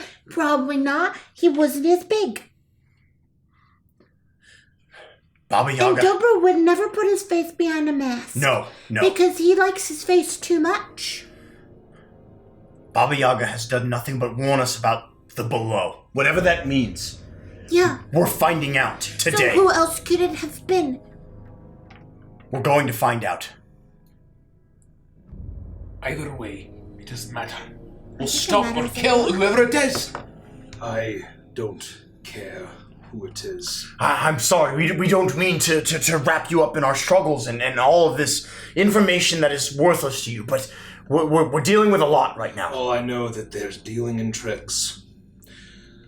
I heard whispers, mentions of them tricking the dwarves. What that means, I don't know. But if you are seeking to stop Nziri, you should do it soon. She is unhinged. I have never seen her like this. She's a vicious, evil, vile, envious, terrible creature. But losing her standing, whatever she's been doing to manipulate Grudo and the giants, it has been disrupted by this masked person. No more. And she feels like she's running out of time, I know that. Arnak, I'm going alone. It's been an honor serving with you. If I don't come back, pretend like all is normal. If anyone asks, say these... lot we're drinking on the job. Do what you can. And he says, he nods and very gravely and says, "Oh, I'll do that. Come back alive." And he begins to go over to the other Azers that have been knocked out. And the one that's been talking to you looks at you and says, "Name is Kromog." Vandris. And he, nope, I don't want you to burn you any more than I have. Sorry. I'll just whisper in your ear, Sylvie. My name's Rudek. Emmanuel. No more talk. Are we ready to go? Let's get you in some shackles. Nah, keep them loose. How about we just make them look like they're on, but they don't snap? Exactly. We won't fasten them with pins. He goes over to a crate nearby, and you see a great number of chains and manacles, and he says, "Here, chain yourself." I actually... Does he say that they need to be in front or behind? Either one. I put my hands behind my back. Okay. I'll keep mine in front. I'll do behind. Look the part. There will be watchful eyes. There are a few giants patrolling. few Azers that don't know what we've discussed. I could be betraying my own people, but at this point I don't even care. We're very persistent. Even if you all are malicious. No, I'm If Sylvie. Ensiri dies, that's all that matters to me. I'm gonna put on like a fake limp as I follow this person in this makeshift chain gang we've made. Is it just the four of you? Oh no, Orpheus there's there, my too. invisible He's friend. still invisible. That's right. He's like back up, off to the side, and you hear a voice. Is everything all right? Come on in, Orpheus. Oh, did we start another cult? Nope. Here, Chains. I got a sense then. Fine. Okay. They meet and they exchange pleasantries, and Chromog looks at all of you and he gets his warhammer ready, and he says, We'll have to move quickly. No time to rest. There will be watchful eyes. Can you act the part? Yes. I hope so. Can you look a little dirtier? Pick up some dirt off the ground. Go, yeah. Yeah, see I'll yourself get up. really sooty. I'm gonna actually use my manticore armor to make change into like a more beat up version of what I'm wearing. Jeez. Oh my. Orpheus looks at you and says, well, I'm glad that's doing you fine, Vanny. It's your daddy's pants. For once, I don't say anything. I just let it ride. And for all intents and purposes, would this count as a short rest for those of us who have not attacked or cast spells or done anything for the past hour? I would say if you wait a little bit, you have to probably wait another 20 minutes before you head out. I think we should rest a wee bit so Sylvie can recover. If we can spare the time, absolutely, yes. Arnak, I'll help you get these.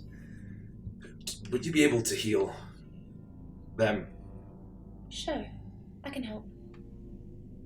Well, actually, if they're taking a short rest, we'd probably be able. Yeah, we'd probably be able to. Never mind. We'll rough them. I will, we'll get if them any better. of them have like a bloodied nose or anything, I'll wipe it off gingerly and then spread it on my face or like on my clothing. Okay.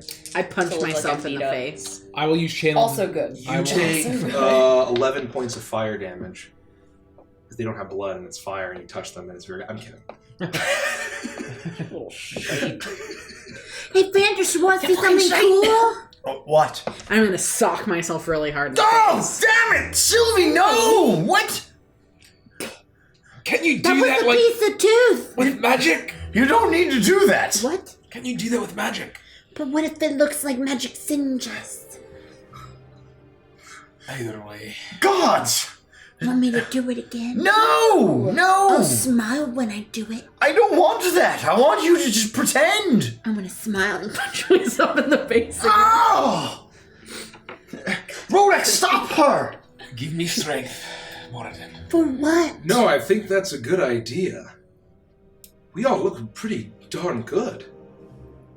Especially me. I'm gonna scratch Orpheus down the side of his face. Ah! Fuck! Sylvie! Oh, I drew blood! I Takes a point of slashing walk damage. towards Orpheus, I crack my knuckles and say, oh, we look too good? Are you sure you don't want me to give you a little one too? As he says that, I'm gonna bite Vanders in his side. Ah! Damn it! Son of a... Vanders, okay. Do it. What? Do it.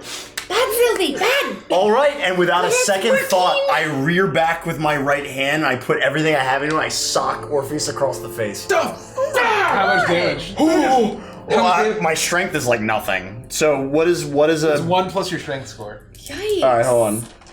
So, 2. It's only 2 points of damage. So, Oh, so 3. oh, you have no idea how long I've wanted to do that. Oh, you all right, Orpheus? I'm fine. You took that like a champ. Well, I've been beaten up plenty of times before. Well, now it's your turn. Are you serious?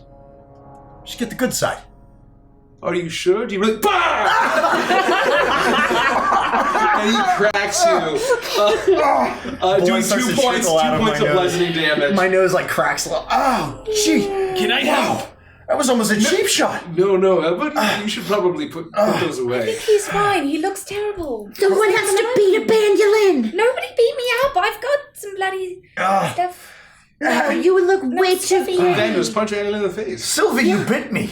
I did. What the hell? I swallowed part of you. Oh, I'm not gonna punch Annulin. Thank you. I will. No, you won't. Yes, I will. Rodek? Yeah. I'm gonna kuda punch you.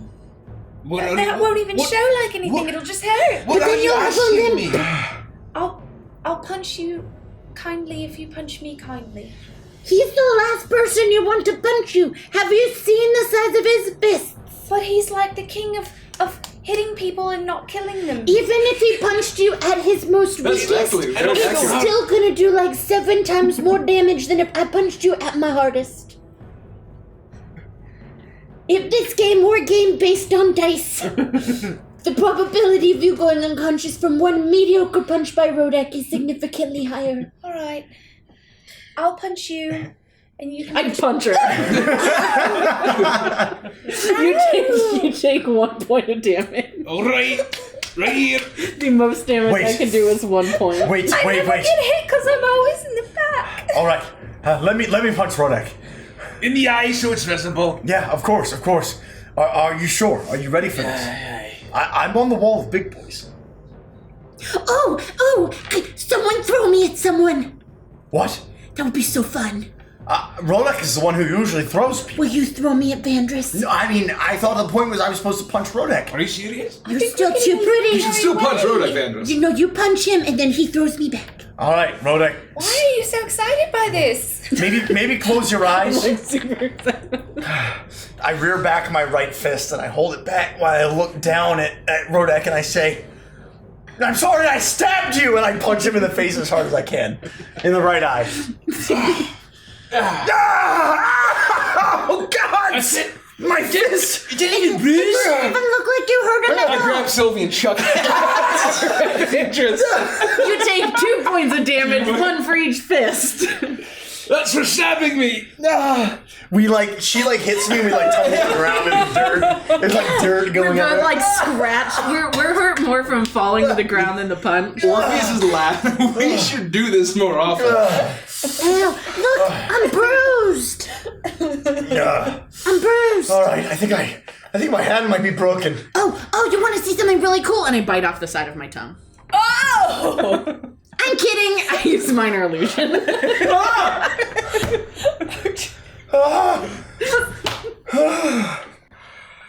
Yikes. As you all calm down, Orpheus looks back and he sees all the people working. You see that there's a number of the slaves that are further in, and they're all looking at you awkwardly, and they continue. They are afraid. And Orpheus, you can see something change over him, and he looks a little serious. He says, "Can we at least tell them to take a break? Take the rest of the day off?" If we do that, it draws attention. They were supposed to work overtime. The faster we move, the sooner they're saved. Yeah. For now, everything has to remain as normal. You're right. I'm sorry. We need to stick to the mission. We'll save all of you. Don't worry. Chin up. Relax. God, is this how my interns and TAs felt? I'm gonna jump up and kick him behind his knees so he falls forward. Ah, fuck, he falls down. He hits his knee and he stumbles down. Fuck! Vance is visibly laughing, but he walks over and offers a hand to help him up. You see, as his face is now covered in the soot of this mine, as his hair is all matted, as he looks up at you, and you see that he's in pain, and he looks up at you, and there's a smile, a genuine smile that comes to his face, and he says, "Thanks." As I pick him up, I say, if we survive this, we've got another drink we have to get, all right? Maybe I'll make it to the wall of big boys this time. I hope. Are we all ready? I feel powerful. Good. And then we'll motion to the fire dwarf to lead us on. Cromog walks up and looks at you and says, "Well, I suppose that was effective. Let's go. All act the part 2. You look it now." And again, I put on a limp, and I'm with my hands manacled behind me, I will put on some sort of a limp while I follow. Okay. With that, as you go,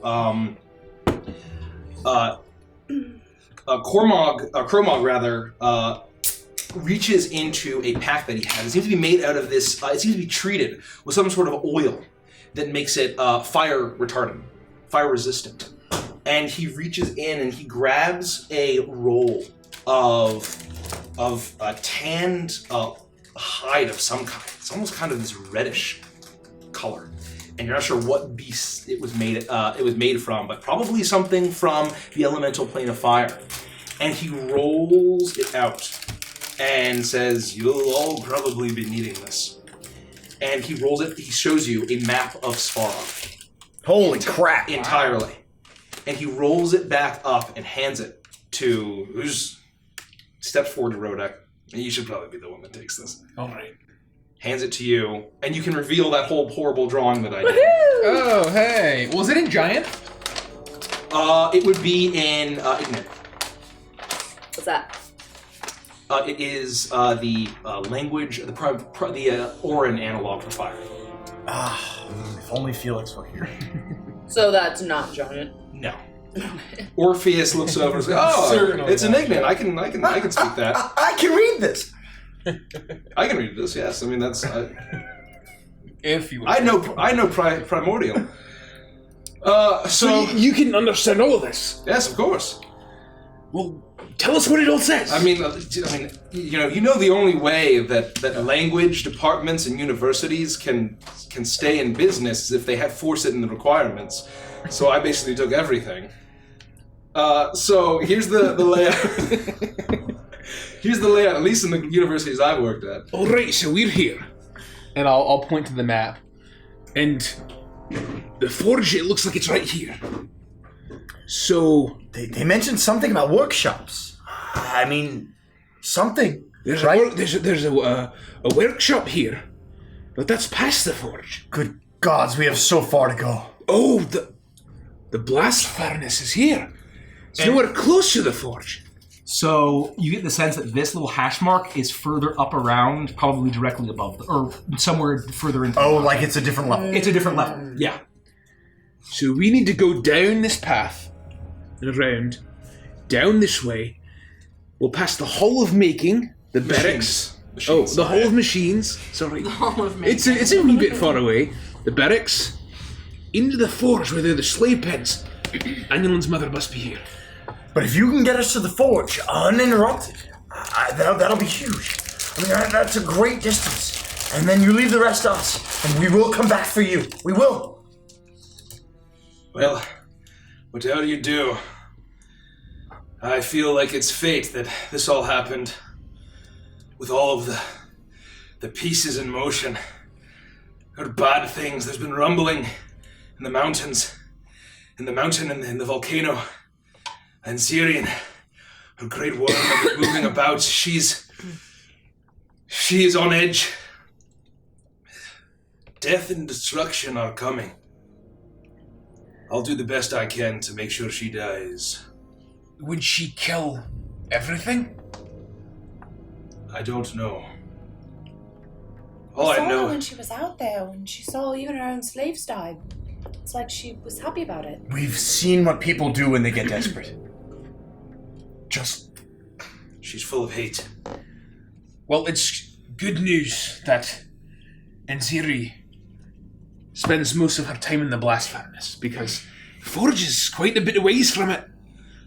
So if we can get your mother to safety before we even deal with Enziri, then we can hopefully ensure her survival, regardless of whether we win or lose the fight. Let's hope. Lead the way. Please. I will. He continues to lead, and Orpheus is like checking all of his bags to make sure he has everything accounted for, and he says, "Well, I'm sure everything will go without a hitch. Everything's going to be fine."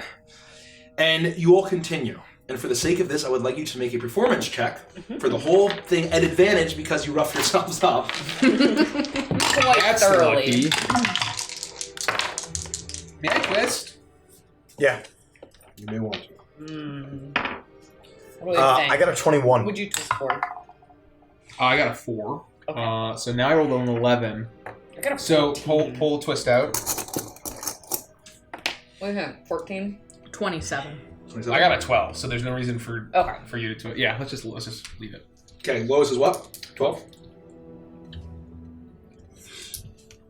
Okay. With that,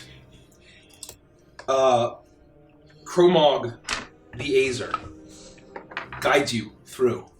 And he occasionally looks back at you and says, "Hurry the fuck up!" And as you make your way through, you see this massive, grand fire giant city all around you. And it's eerie how empty it is.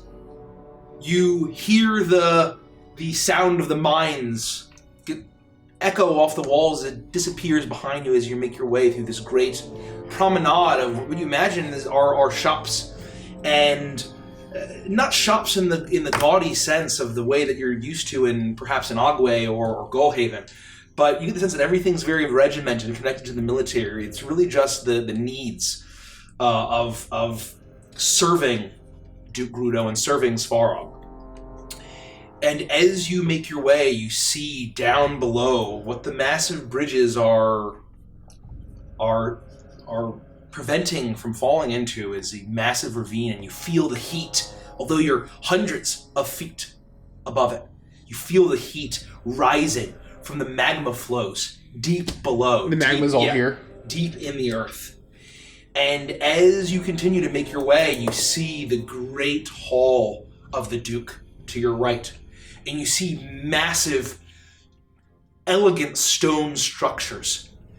Elegant as far as a fire giant would have it. It's as if, Rodek, it looks to you to be what you would envision the most grand dwarven royalty that you could possibly fathom, that kind of style.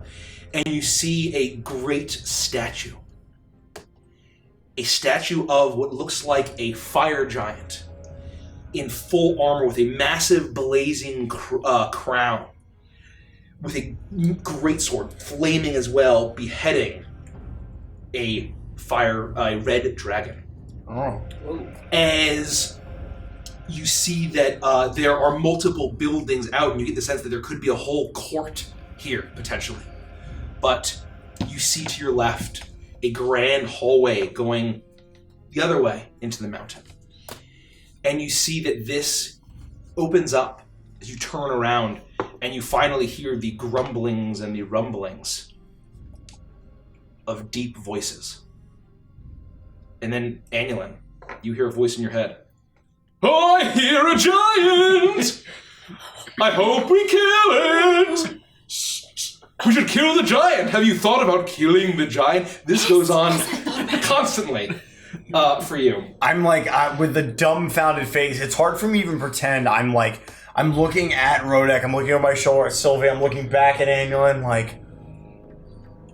And I'm just slumped over, walking along dejectedly and miserably, occasionally crying, performing it out. And you do that, and you see what looks like a hallway, but that's also an armory.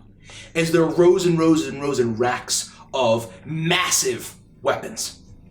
But most of these slots for weapons are totally empty. Only the very far in the back, of probably the worst quality, are left hanging as you see a single fire giant. And this one is not bearded, this seems to be female. Same ashen skin, huge mane, or rather not a mane, but a huge braided tail curling around her shoulder with great black armor, spikes all over, as she is repositioning and adding some weapons to the armory. And as you all approach, her eyes cast down as she looms over you. And she eyes you suspiciously. I like jump and cower to the side, looking horrified. Kromog looks up and says, Nziri needed some slaves transferred from the mines to the forges, the foundry. You heard the orders. And she's going to make an insight check against all your performance.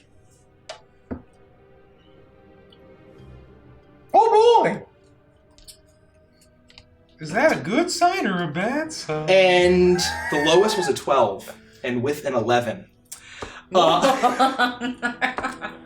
She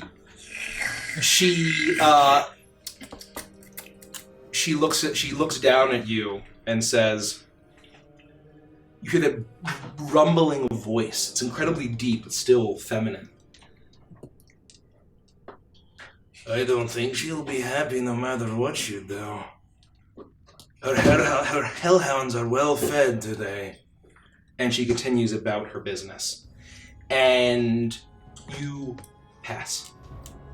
As you see this hall open up to a grand, massive hallway. It's almost like a great highway that goes down on either side, and to the right, it ventures down, down, down, and you see the closed, massive gates, the massive double stone doors, great fire giant carvings within them.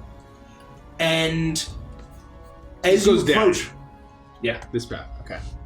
And as you approach, you hear very faintly the rumblings. You hear the battle from the other side. Oh shit! Outside, as damn. So we can assume that we're close to the mountain. The front face. entrance. Yeah. We short rested, by the way, right? Yes. Okay. Yes, you did. Let me go ahead and do the short rest.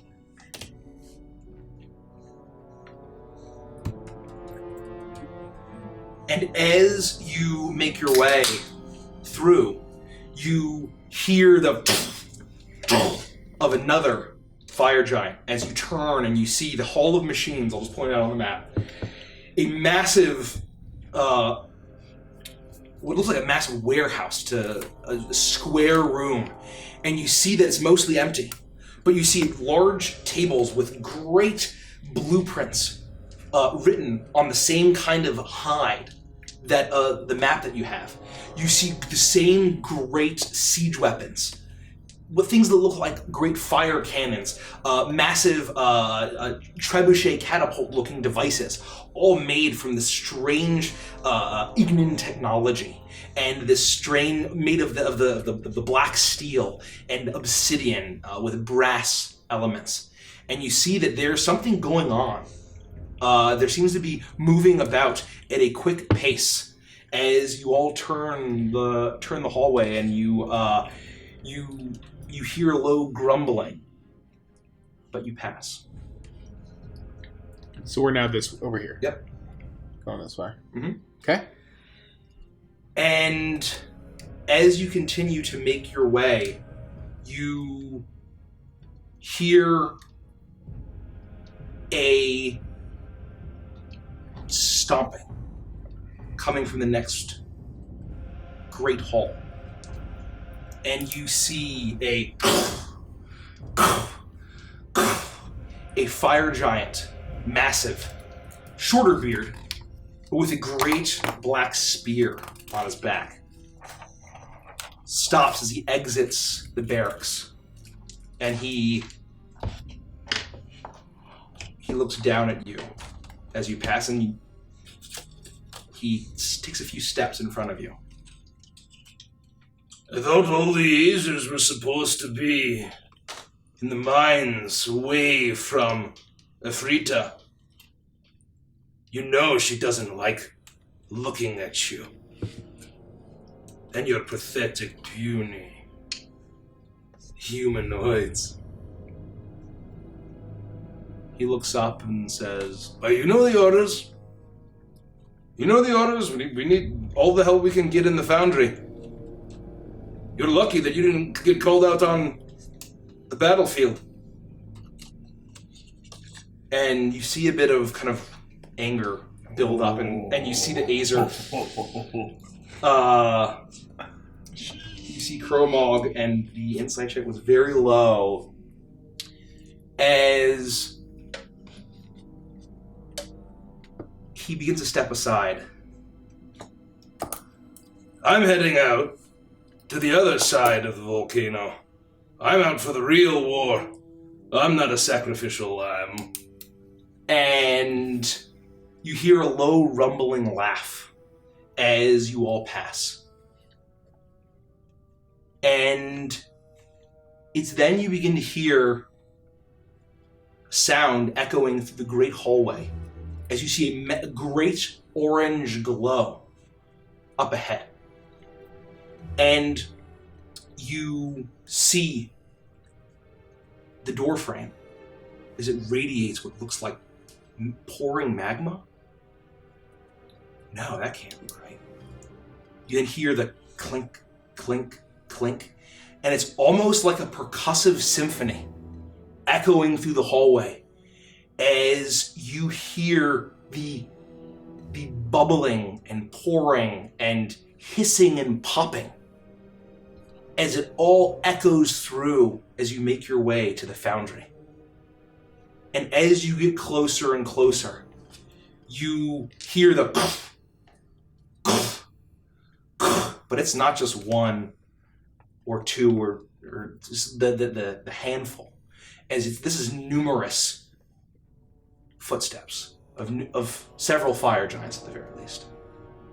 As you see bodies, shapes, entities walking around, as you get closer and closer as the massive space opens up to you. And you finally see what was not magma. You see pouring from various vents and flumes in the ceiling of this great circular chamber. Molten metal. Glowing hot orange. And even though it's glowing hot and orange, you get the sense that you can still see that core of dark black.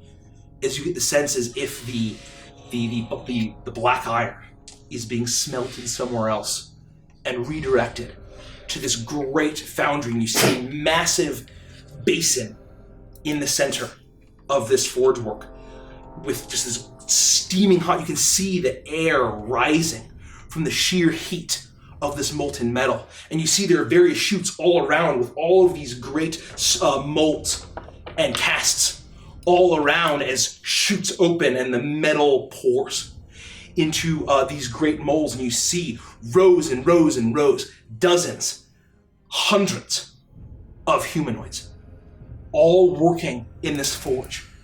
And as you enter this great chamber, you also see that there are stations where great massive casts are, great anvils, 10 times the size as the ones that these humanoids are using, where heavy aproned, goggle wearing fire giants are working away. As you hear the symphony of these hammers on anvils and the hammers on these weapons, as you see a fully operational, massive foundry ahead of you. Is it safe to say that the fire giants that are left are all here?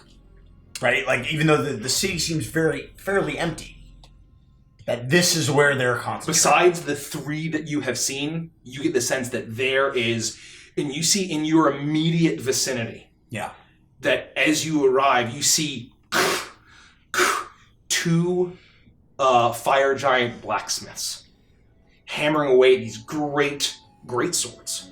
You see one is working on a massive axe, as I hate this does this. And you see that there are two guards. One that's standing relatively close to the great hallway that you entered, but then another at the hallway beyond. But this is a massive chamber that is almost like a district of a city. As you see that around, as you get in, you finally actually realize that on the far side of this room, this chamber, are deep ravines going down. You can see the glowing magma from beyond. As you see bits of heated rocks, sheets of heated rock along the sides. And then you realize that it's not just humanoids and giants here.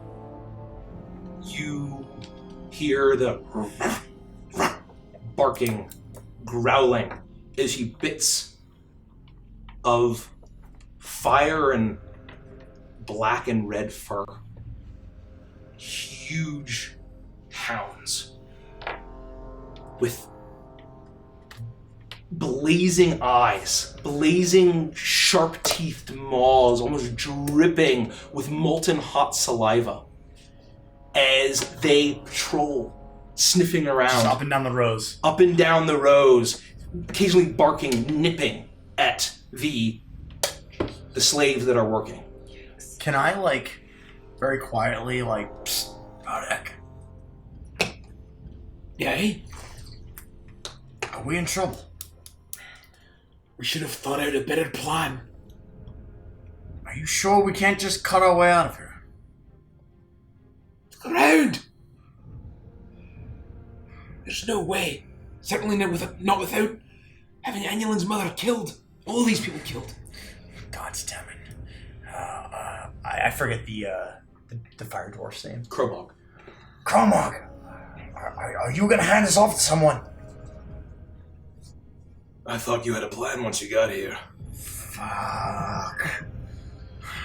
Alright, don't panic. Don't panic. Can you take us through here? We're looking for a wood elf. Very specific wood elf. She looks a lot like me. Get us as far as I'll you try. can. As far as you can. We'll make the rounds. Let's go. And you begin to make your way to the left. And you begin to make your way through the rows. You look around, and I want... is everyone looking for Annulin's mother? Oh, fuck yeah. Okay, I want everyone to make a perception check, please. I think I got a 19. Do I get advantage because I'm in a mountain? Sorry, she's your mom. 16. What? 16. 16. Well, no, if you're in favored terrain, you do. Yeah. If you're quote unquote tracking somebody. Wizard in, right? This is a whiz check. Whatever. Yeah, then So you add your proficiency. Yeah. I think I get advantage. I don't believe so. Not as a hunter. Not Also, as you know your mother, so take advantage. But if the DM would like to give it to you, that's a different story. I will give it to you. Know. I got a 24. Okay. Yeah, fuck, you're right.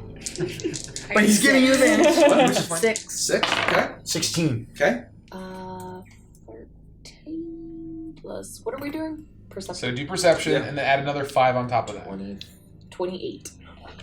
I'm looking for mama. And Orpheus is looking around too, and he leans in. I assume she looks like you.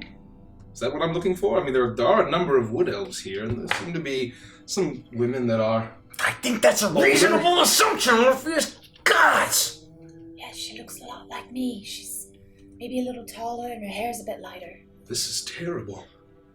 And you see off to the side a large chamber that is grated off with large iron bars, and you hear a great number of barks gnashing teeth as what you presume to be the kennels.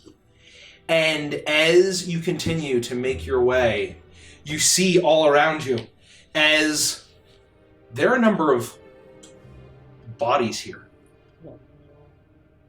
Some pulled off to the side. You see blood on the ground. So it's not It's like a in pile pieces. or a mass grave. No, It's occasionally, and you see, wait a minute, is that a hoof?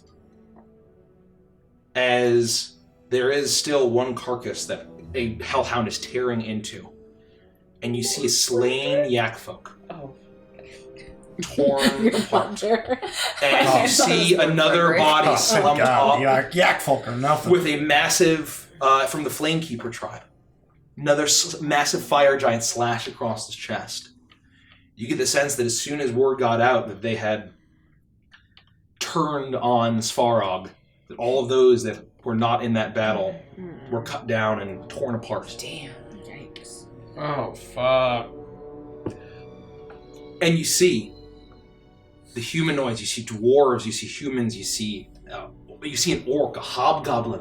You even see one little goblin who's like taking a little blade and looking at it. They all look like they are definitely hardier than the average, but still incredibly worn down, exhausted, great bags under their eyes. They're all covered in soot. They're wearing just very simple leathers as they are working. And you get the sense that what the armor and the weapons that they're making are very specific make. They seem to be very basic. similar to the ones that the slaves had used in battle with you. But you see that there are just great carts being filled with weapons as they are being carted away deeper into the mountain towards the foundry. I apologize if you've already described this. How many total fire giants do we see that look like are in charge? Or how many total people between the fire dwarves and fire giants look like they're in charge here? Compared to how many people are just working the forges? You see no Azers. You get the sense that you saw a bunch of them in the mine. You see some patrolling around, but you were able to easily get past them. Right. Around the main things. In here, you see no Azers at all. Okay. You see it is hellhounds going around unguarded. You see, however, that there is each of these fire giant guards has 2 hellhounds each on a chain leash. So we're talking severely outnumbered. I mean, like you see 4 fire giants total and 8. Was that? And at least 8 then hellhounds. Yes, okay. A lot of hellhounds. All right. And as you make your way through, you cannot find your mother, Annulin. These odds are not in our favor, but I'm leaving the ultimate decision up to you. You tell us when to strike, and we do. I don't see her in here. We should keep moving. Fine. You see her, you make a decision, all right? You tell us what to do. I will. If you find her and you make the call, we protect her at all costs. Well, if you see her, then we'll tell Cormac that... What's your name? McCormick. McCormick. We'll tell McCormick that, we were given orders to collect her and she comes with us. With him. Yeah. We're also just prisoners. But because we're prisoners, she gets added to the prisoners. Yeah. I think that's a good strategy. Yeah. If things start to go pear-shaped, you make the call. And we strike. What does that mean? If things start to go south, if things start to go poorly. Are you asking for Annulin to give us orders to kill her own mother? The exact opposite. Oh. If she sees an opportunity and we can strike, it's your call. I'm not making any decisions, and neither is Rodek, and neither is Sylvie. This is your mother we're dealing with. Speak for yourself. What? Speak for yourself. I always make inopportune choices at inopportune times, and this sounds exactly like the time that I would make a choice. Sylvie, I need you to just one time, please, don't go against whatever Rodek wants you to do, and just do what Annulin wants you to do, please, one time. If Ignore. Rodek wants me to do it, there's no way I'm gonna do it. Annulin's in charge right now. Well, that's fine. I like Annulin. Perfect. Then we're all on the same page. Okay. Are you in charge? Is Rodek in charge? None of us are going to make a decision that puts your mother in danger. Okay, then that's fine. I'm in charge. You are in charge. You make the decision. I mean, I'm a slave. I'm in charge. We're all whispering. Yep. I'm happy to suggest a course of action when it arises, but you make the decision. All right. Annulin, Yes. you're why we're here. I know. You're why I'm alive. I know. We're going to do this. Yeah. I know. Let's keep moving. And as you make your way,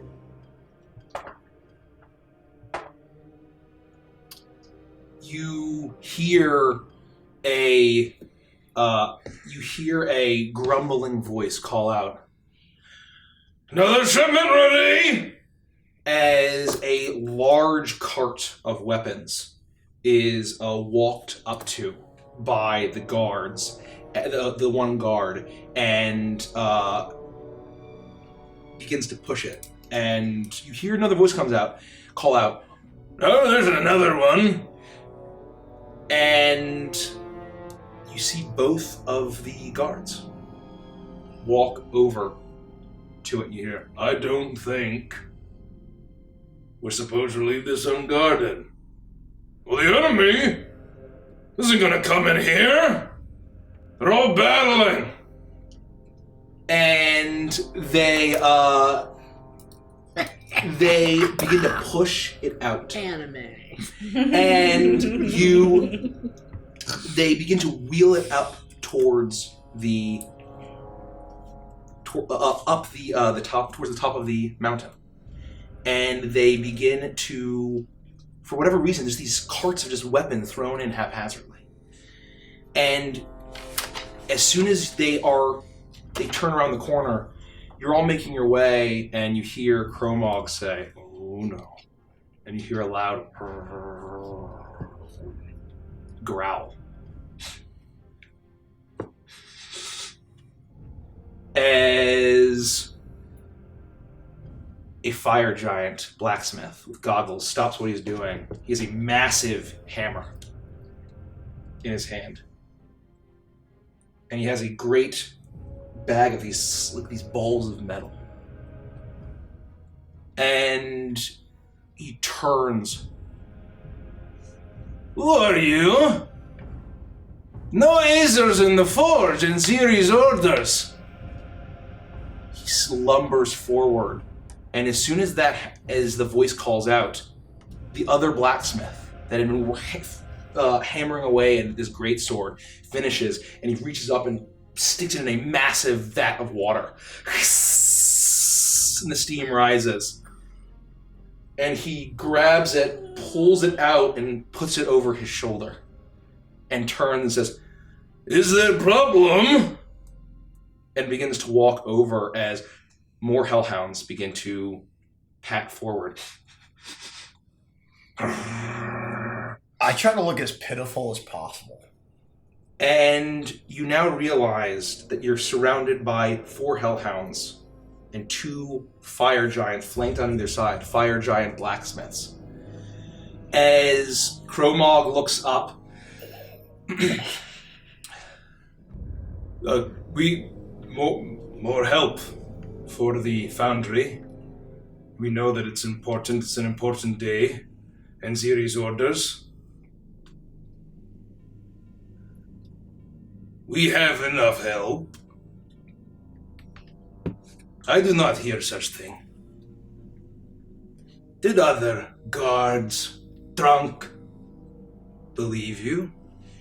He leans down and looks at all 5 of you. I look at him and I cast Modify Memory. Okay. It's a Wisdom save 21.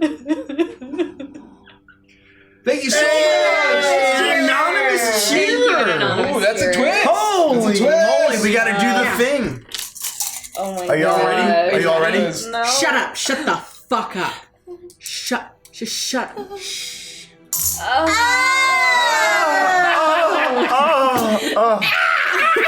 Thank you. And what are you going to modify his memory to? As he's leaning down and sniffing, I'm gonna look at him. I'm gonna cast the spell. Oh, I'm surprised. Oh, God, I'm so horrified. But I'm surprised that someone so strong and gianty wouldn't remember Anziri's orders that she needed us. The gnome, the half-elf, the dwarf, the high elf, and the wood elf. Sorry, the wood elf. The dwarf, the high elf, and then the other wood elf, the matronly wood elf. I'm surprised that someone so strong and powerful like you. No, you must remember that. There's no way you could have gotten to this position without remembering that. And I'm going to essentially say this at him, all the while using the spell to shape his memory so that he gains the memory of being told. So you can plant memories too? Yes. I can shape and modified. change their memories. Oh, I'm giving him a new memories. To however you like. Because I can only cast up to a 5th level spell with it, I can't do some of the cooler things that it can do. So I can only do memories that are within, I believe it's the there's a past certain time frame. the past 24 hours. But she would just do that. Yeah. I do recall Anziri asking. I am her favorite blacksmith. And you see the other one. She does not need them. She does not want to be disturbed. No, she needs them.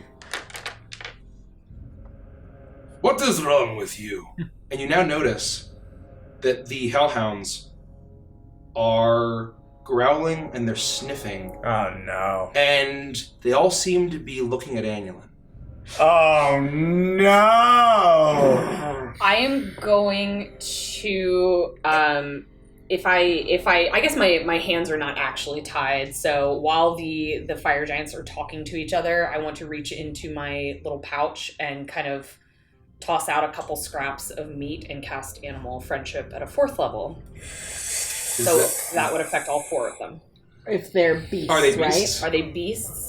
I would say that you would know from your knowledge that these are fiends. Oh, okay. Nice try. Nice try. Skip that then. Oh my good God! I almost pooped my pants. And with that, he says, Hold on. I will check.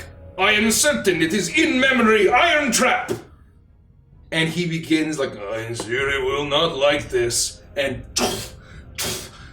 as the one in the lead lumbers off, as the giants, the looks down, and the Azer Kromog looks up. May we go now? No, you stay here until we get confirmation. I start looking at everybody. As the one in the lead lumbers off, and you hear the stomps as he leaves the forge area. What does your look like? I mean, like, do you look concerned? I'm going to communicate with them. Well, I guess I can get out my book, so I can't. Do you look concerned? Do you look frightened? Do you look confident? I look at it. This is a rare opportunity where there is one giant alone, and 4 of us. But I understand what you're trying to convey. Yes. Convey it with your eyes to me. And Sylvie understands. Poochies, what do you say? Wood elf girl. Is he leaning down towards the He's gonna lean down. A large, great orange beard is leaning down. Seeing you turn my head away from him. You look like Estolin. And his eyes widen behind the goggles. As soon as I see Rodek's look, I am going to That's the annual nod. with my hands unmanacled, with the lightning reflexes that I have as Vandris True Strike, I am going to release my hands, draw the rapier, and aim for the fire giant's neck. Okay. I will say that he begins to rear up as he says, Estela, all of you are who she said would be coming. And she rears up, and Vandris, I'll give you an attack. And just because you were ready to lunge forward on him. As he rears up, and I would roll for initiative. As he does that, I'm going to take off the manacles, grab my sword, and... Same with the bow, and I'll take a step back. Holy shit! Ay-yi-yi-yi-yi! So, is it a straight attack roll or advantage? I will say it's attack roll. And how far away would the giant have gotten by now? I would say... Skip this one. He's pretty far. I like it. I'm a fan of the order. What is this from? It's from Castlevania. Thank you, Platinum Wave! No, that's my favorite! Here we go. All right, shut your mouth, Mike. We've got another twist of fate. Thank you, Platinum Wave. Shut up. Shut up. Shut up. Here we go, Vandris. You pull out your rape as he's not surprised. He's suspicious as all of the hellhounds begin to gnash and roar, and they are surrounding all of you. 28 to hit. 28 to hit. That hits him. I'm gonna yell out and say, do we really want the other one going and blowing our cover? Rodek, do we really want the other one going and confirming Anziri wants us here? We need to kill him now! Do what you will! I'm gonna drop Modify Memory because it hasn't been a full minute.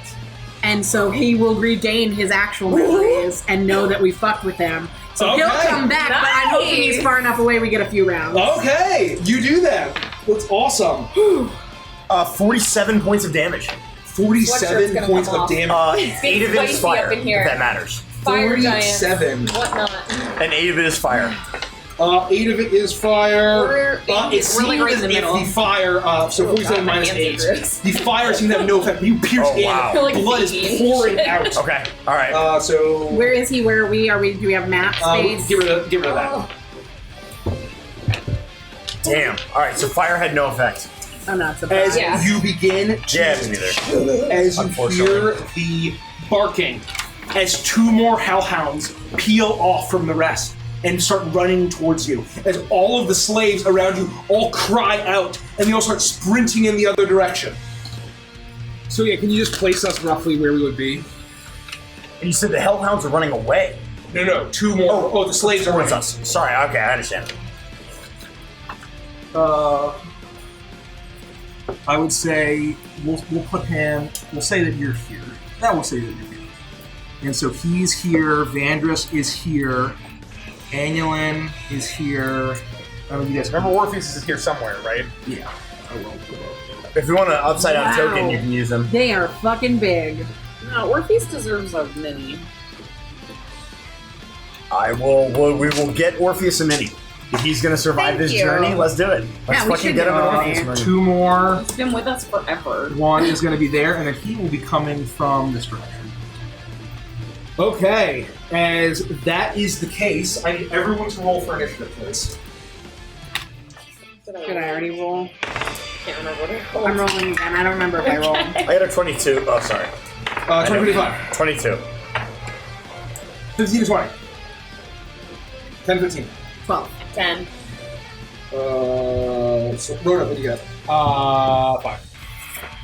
12, 10, 5. Wow, Jesus Christ. Okay, we're gonna do Hellhounds. Oh! Ah! Jesus. Fuck! I love it. I love it. Gets the blood pumping, baby. I hope that it didn't. So aim is if I don't move Sorry, on this Jack. turn, I get it on the next turn. No. It is on the If I turn have you not use moved. Yeah, if I haven't moved the turn I use it, I'm good. it. Yes, it doesn't Perfect. affect your future Perfect. turn. It's your turn. Okay, because I'm gonna go first. I'm taking my boots off. Yeah, it's better that way, yeah. With that, the giant, the blacksmith, this is the one with the warhammer, as he's going to swing in. He is massive and looming. Vandris, it's your turn now. So having just like cut this guy, like drawn my rapier across, I'm going to use my bonus action to aim, Okay. and then lunge at his throat Okay, again. you do that. So I'm going to get advantage.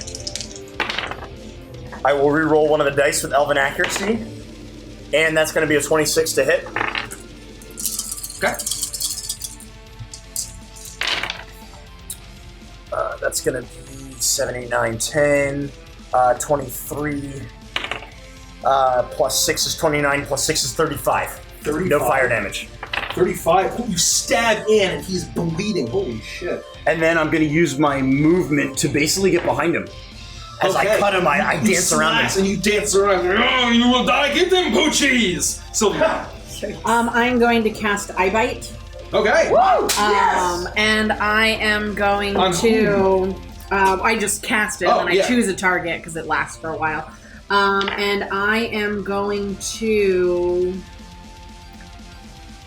I'm going to use it on the Hellhound immediately behind Annulin, since I see them sniffing at her. Okay. And I am going to put it to sleep. Okay. A 21 is wisdom save. Yeah, 21. fails. So Hellhound number what? 3. Number 3 falls asleep. Yes. As it drops down. As it is the Hellhound's turn. As they run up, I'm gonna get lunging. bopped. As this horrible fiendish barking. Baba. We're gonna get a baba. We're gonna get a baba. That one's Oh, he's asleep. He's fucking out. Sleepy little bitch. Is there 6 of them total? Yarp. Oh shit. Yoink. Yoink. Yoink. You going here. So, 2 of them, you see the fire burst in their mouths as they unleash dexterity. They unleash bursts of flame breath at all 3 of you. 2 separate ones. I need to make 2 dexterity. We'll do this first dexterity saving throw, and then the second one. Dex, you say? Yes. To everyone? Oh, no. No, not you. Ah, fuck. Dex, you say? 1. 1 fails. I have one too, shouldn't we? 2 fails. I'm going to use the Nice. twist to reroll. Mike, there is one on Vandris. Yeah. No, he's not fire breathing about. Oh. So these are the 2 doing fire breath. Something special. How many saves do you need to make? 2 separate ones. Let's do the first one first. Okay. This is DC 12. Okay. Pass. 10, 11, Failed first, 11, pass the 15, second. I used a twist because I got a natural 1. 18. And I have Eye Bite up. So 22 for the first one. If you failed, 22 for the first one for fire damage. And then the next one, And half if you pass. Half if you So pass. 5. So 11. Hold on, 11, and then halved again for the Yep. amulet, right? Yep. Yeah, so So it'd be 5. quarter 9, if you 10, if you pass. 13, 13, 13, The real question. 16. Oh, it took some 21 points of fire damage for the next one.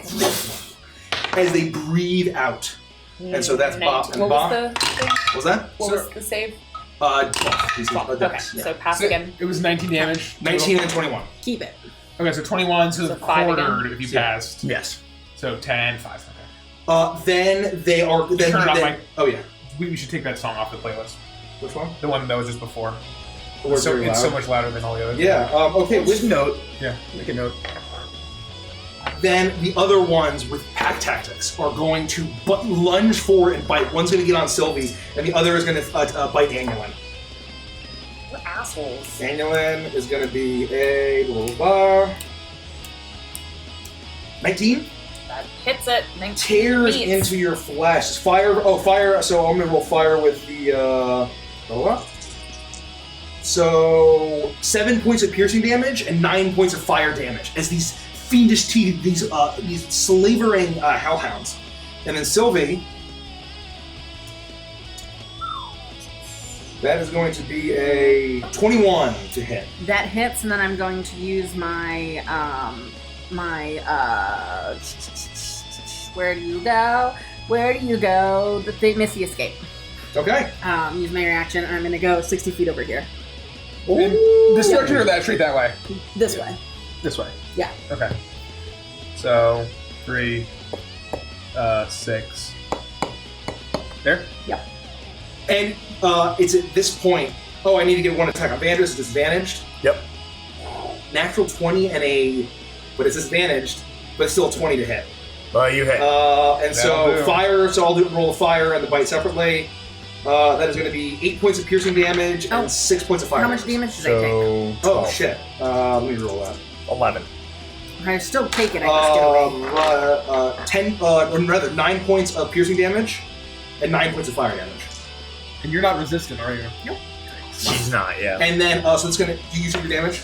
I did. Okay, cool. 11 total points. You do that, and it's right at this point you see Orpheus look around, and he says, "Come on, you're not going to win this." And he grabs him and he grabs him, and pulls him behind one of the large workbenches with all of the molds, and they're out of the fight. Good call. It's like, unless you want to die, don't die a hero. And with that, it is Anna's turn. Damn. Okay. You can get Shit. giants with your bow. I can. Okay, I am going to cast my Hunter's Mark on giant number 1, and I'm going to rear back and loose 2 arrows. And I'm going to say, now's the time. You ready? To my bow. Giants! I know. Oh, a natural 1. Oh. Finally! Giants! I'm overexcited. Okay, that is... So I'm a 13. Well, it's a natural 1. It wouldn't hit anyway. 17 to hit. 17 misses. Arc. Okay. Calm down! He blocks and busts. Oh, I so wanted to slay a giant! Next time! You're just excited. I know I am! And with that, it is his turn, as he is going to...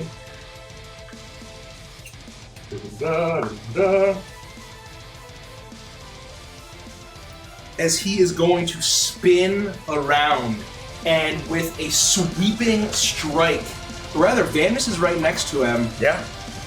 And he's no longer disadvantaged against me. The illusion is dissipated. He's going to turn around and look at you and swing down once with his greatsword. 18. 18. That is going to be 22 to hit. Hits. And that is going to be... Never better, baby. Come on. Oh my god, I'm really terrible. 2, 4, 10, 15. Sounds good for young Vandy. 15, 21 plus 7, 28 points of slashing damage. Oh yeah, terrible. Or rather, a bludgeoning damage with the great hammer as it smashes into you. And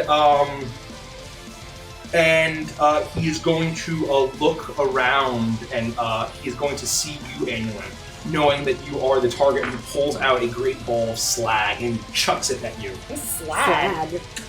It is metal waste product. Yeah, So it's from just like- smelting. Yeah. Oh, like a slag. It's just like a 21 to hit. like in Borderlands. 21 to hit, and so that is going to be. I'm going to do 5 separately. The fire giant throwing slag at Annulin. Yep. How many rounds do you say it's going to take for the other giant to get here? I'll say it'll probably be the next round that he gets here. Would be my guess. Thanks. So we're going to do slashing. I'll tell you, or bludgeoning rather. This is all bludgeoning. Yeah. So that 20 points of bludgeoning damage, and 15 points of fire. Which you will have. So 7. This song. It's going to get into metal, so don't worry. Okay, that's his turn. And then you hear, "Nobody tricks me!" That was in his voice. "Nobody tricks me!" There we go. He's thundering back, and you see him enter. And he's running towards you. So he's basically where he's at now. He's a little bit further, but yeah, he's running over. With that, it's Road's turn. I will. This guy's like right in front of me, right? Yeah. Yeah. So I'm just gonna fucking. We'll just do it. I'm not advantaged for any reason. I'm gonna just make the first attack here and see how it goes. That's a 20-something to hit. That hits. 10. Who are you? Too kind. You're too Shut gentle. up! Sorry. You slags! Shut up! Oh! That is 16 damage for the first one. Thank you. Thank you. 16 damage? Anonymous. Okay. That one was for Anonymous. Callie. I'm gonna attack again, and we'll make it the old we'll make it a power attack. Let's see what happens. That's 20 to hit. No, 21. Yeah, that hits you. Okay. Cool.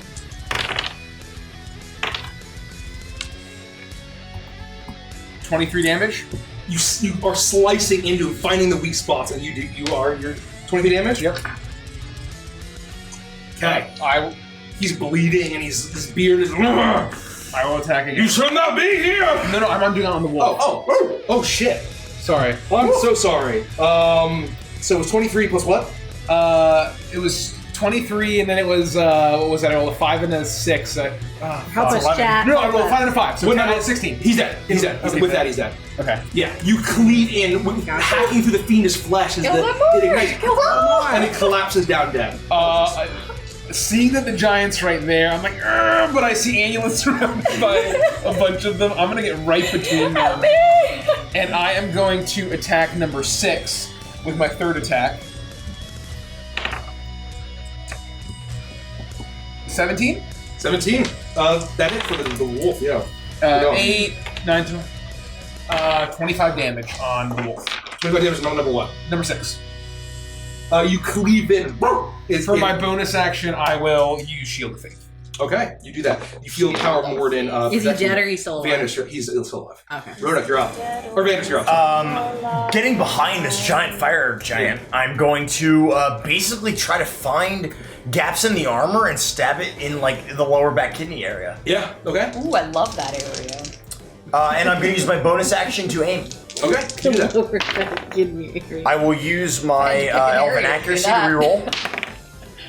So 12 plus 11 is 23 to hit. That hits. So without fire damage,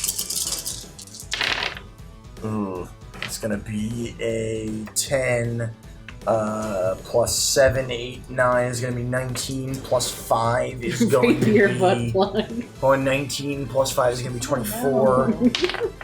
Plus 2 is 26, plus 6 is 30 points of damage to the fire 30 giant. points of damage. Okay. You find a weak spot. He lets out, after he's looking at Annulin, he lets out and turns back to you as you stab into him. So then with my renewed amulet baloney, I'm gonna actually just, not disengage, I'm just gonna move away 5, 10, 15, 20, 25 and try to get in front, like to the side of him. So I'll take an opportunity attack for number 5. With disadvantage. At disadvantage, correct. Oh my god! Oh my god! Yeah, that's 4! Is that 4 twists? Holy shit, thank you so much. Oh my Thank god! you. Now all of you shut the hell up. I don't know if I can O-fist. Shut the motherfucking. You're gonna have to O-face Is that how 4 you times. get to the O-face? Just make sure you do rapid fire. Shut up. We're like, My recharge rate. My recharge rate. they call that a multiple, right? Thank you. Thank you. Thank you so much. You're the best. Thank you. An I anonymous want to know who you Thank you so are. much. But you're so anonymous with ghosts. You're just so anonymous. We love you, Anonymous Look at these little Tira. ghosts. Sylvie, you're up. Oh, I am. I am going to. I am going to. Holy shit! Platinum wave! Thank you, Oh my god. Thank You you. are so generous. Thank you. Oh my Unbelievable. god. Here we go. Shut up. I dropped one. Oh, Okay, that one's for later. anticipation. Oh, that one's for later. Just remember to pick that one up. Are you ready? Are you ready? No. Shut up.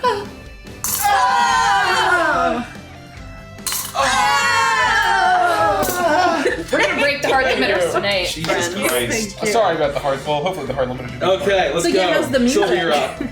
I am going to.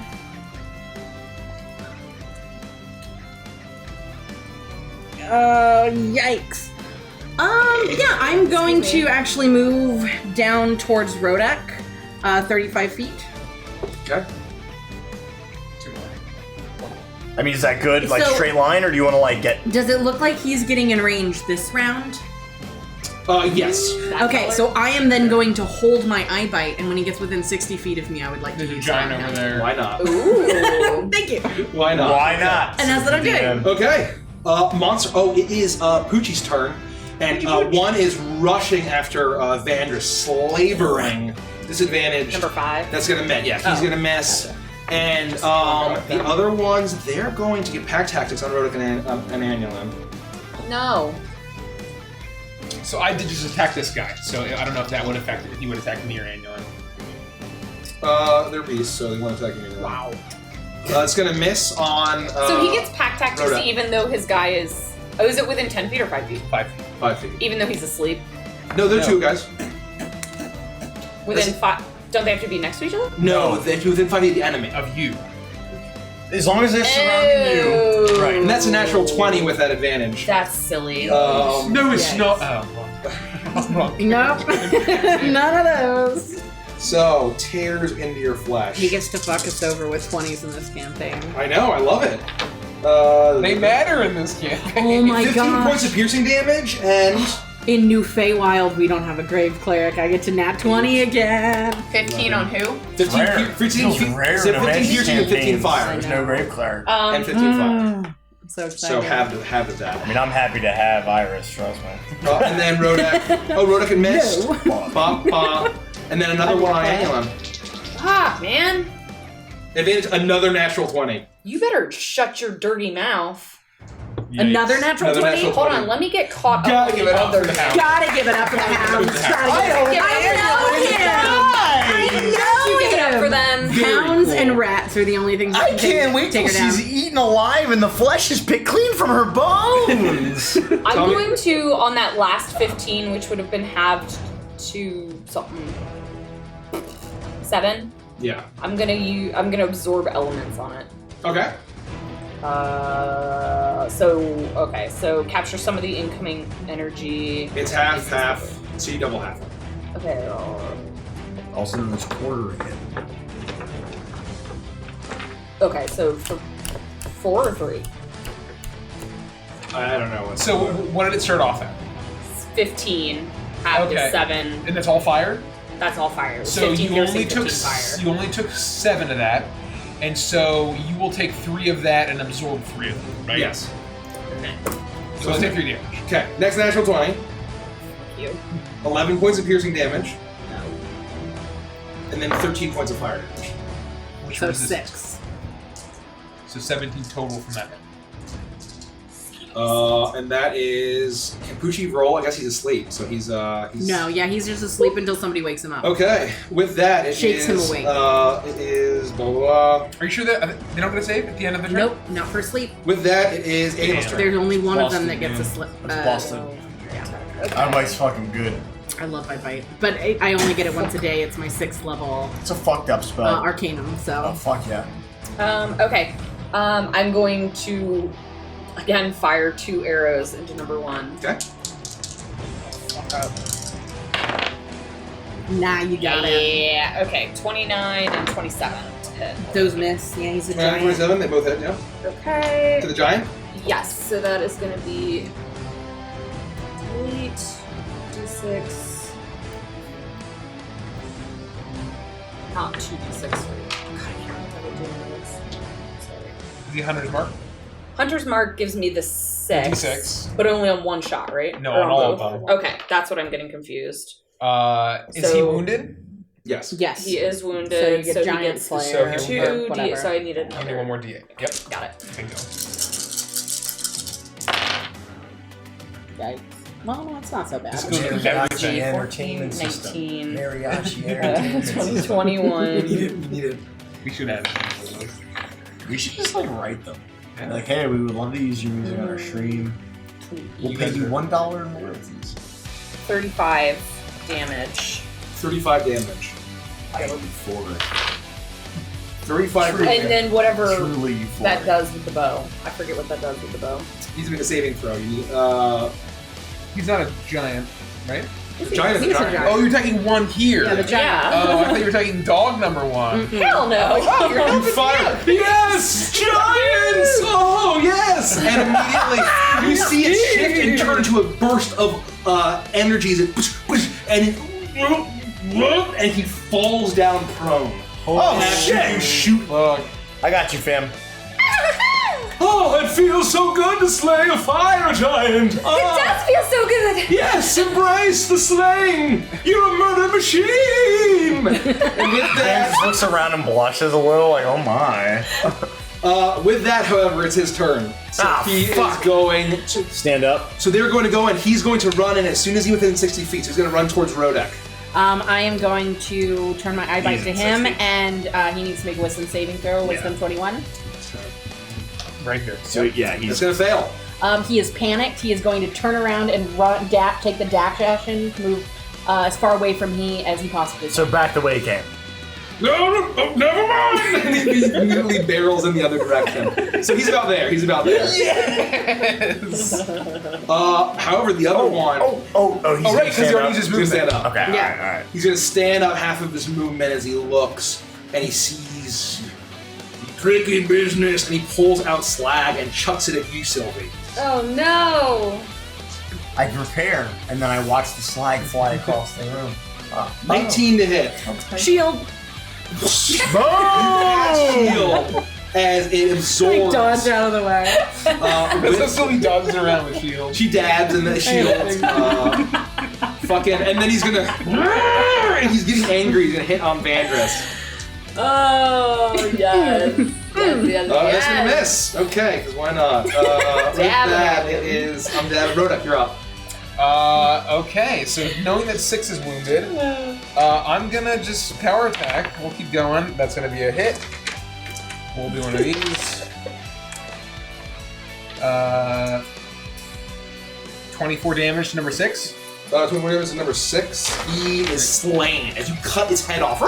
As it yelps, this guttural howl as it flies. I will attack number 1, power attack. 15? 15? Yeah, that was, for the dog? Yeah. Just barely. For the dog! So I reroll Just both of barely. those, as the camera can see. Ooh, still not great. 21 damage Number what? to number 1. Okay, 21. You slice into it. Power attack. Yep. Ooh. I'm gonna do precision attack here. Plus 10. You crushed it. Fuck yeah. So that's gonna be 10, 16, 26 damage to number 1. 26 damage. You break its spine with sheer force, and it spits out this horrible blood, bile, as it collapses down. And one. Sorry. I just want to mark that off so I don't forget. And To who? then to number 1. Thank you, Platinum Lady. Thank you for joining us. We love hanging out with you. Thank you Welcome so to our much. family. 3. Thank you. 4. I'm gonna try to get like right in between here. And turn. Oh, you killed that one. I killed this The one. one, not the This one's still sleeping one. asleep. Sorry, I thought that was just the die. He's just in the thick of it. With my bonus action, because I've killed something on my turn, drops something to 0, I will use it, make an attack action, power attack, on Pupper Dog. And that's going to hit. Oh, don't call it Pupper Dog and kill Yeah, it. please don't do that. 8, No. 14, 24 No. damage to number 4. That 24, you slash into the hellhound, and you guys are cleaning this up.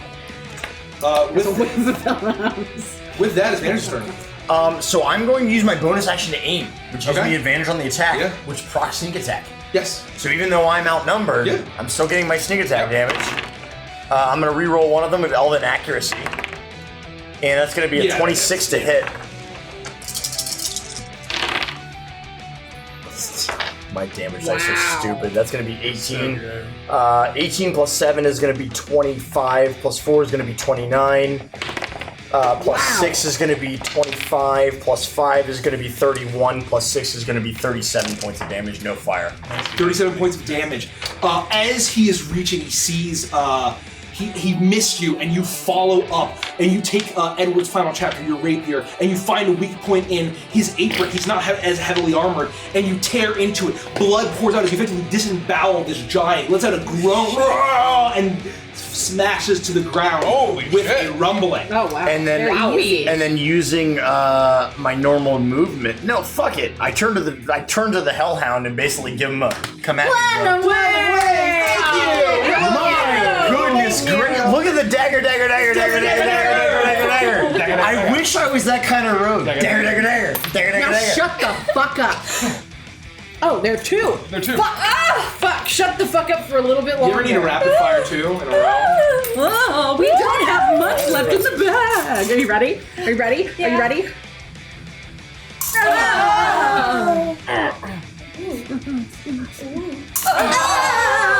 Thank you so much. Thank you. Thank you. I don't know how this started, but we've been doing it for years. Yeah, it's weird. this start? I don't remember. Sylvie is up.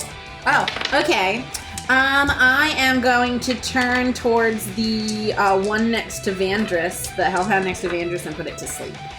Oh. Okay. Wunderbar. Number 5 here. Yeah, Fails. he knows to sleep now. It falls Here, you down. can put this on it. No, I'm already using these Okay, guys. well then. for sleep. Monsters 1 is up. That's the Hellhounds. The other one, it is viciously trying to kill you, Amy. Why? It is not. It's not pack I'm a tactics though. friend to all. Nope. That is fiends. Like 14. No. Misses. You dodge out of the way. Finally, you are covered in bite marks. Bad dog. With that, Smack it him on the is snoot. and they're all they fuck. Goddamn it, Daniel, when you're up. I'm going to transfer my hunter's mark to number 2. Is he still? I'm assuming he's still within some sort of range. Yeah, he's right there. Okay. So I will turn and fire 2 arrows down at him. And this big boy down here. This is a die. 27 That'll on hit. 19. Yeah, they'll both hit. Okie doke. And he has not taken any damage, correct? Correct. But your second attack will, both hit. So your second attack does hit.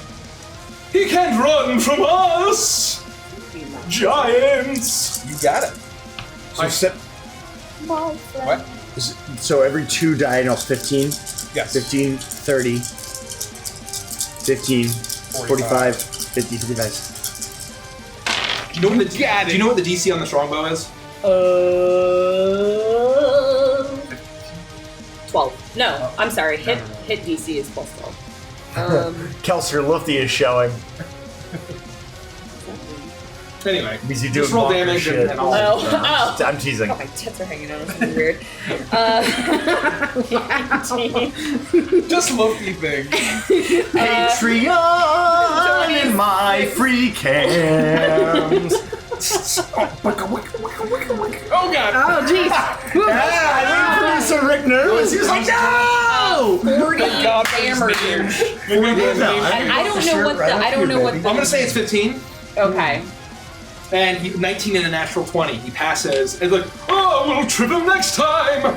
And with that, it is. How would I know that out of curiosity? It will be. It should be in the strongbow. It should be a modified giant slayer. Okay. I'll look it up. Yeah, we'll look it up. Go to your inventory. It's his go to your turn. It's in the old So he's one. afraid. How does that work? Okay, we'll hook you up. What? What do you say? I'm talking to him. He's afraid now. Can he come back now? So yes, on his turn, he now that he is 60 feet away from me, that effect has so Got he can it. run back. He turns and he is going to It's still fucking God. Come on. thunder forward, Give me the good stuff. and he can't get within 30 feet. So he's going to walk forward 30 feet. 30 feet? 30 feet. It's 30 feet more than he should have gone. And he's going to pull out 2 things of slag. And he's going to throw it at both Daniel and Rodak. No! He's not focusing the ADC. That is going to hit Rodak. They're hold on, monsters what do too, you roll? right? Yes. No, I'm good. Alright. My armor class is 24. So that's going to be... What the fuck? What are you His giving? armor class is What? 24. This is bullshit. Mike, What? Mine's 18. Rodak's armor class is Yeah, 24. it's plus Okay. 11 to hit. So. Okay. Of bludgeoning, that is going to be 19 points of bludgeoning and 10 points of fire damage. And then it's going to try to Daniel him. Natural 1. It flies off and lands in the molten metal. As he stumbles and he looks around, you see that not too far away, this crevice that goes around the entire chamber, almost like forming a vent of the magma below. It's rising up as the ground is rumbling beneath you after the giant fell, and that's his turn. Fuck. Rodak, you're up. Seeing that this guy's still mauling Annuling to death viciously, I will continue attacking.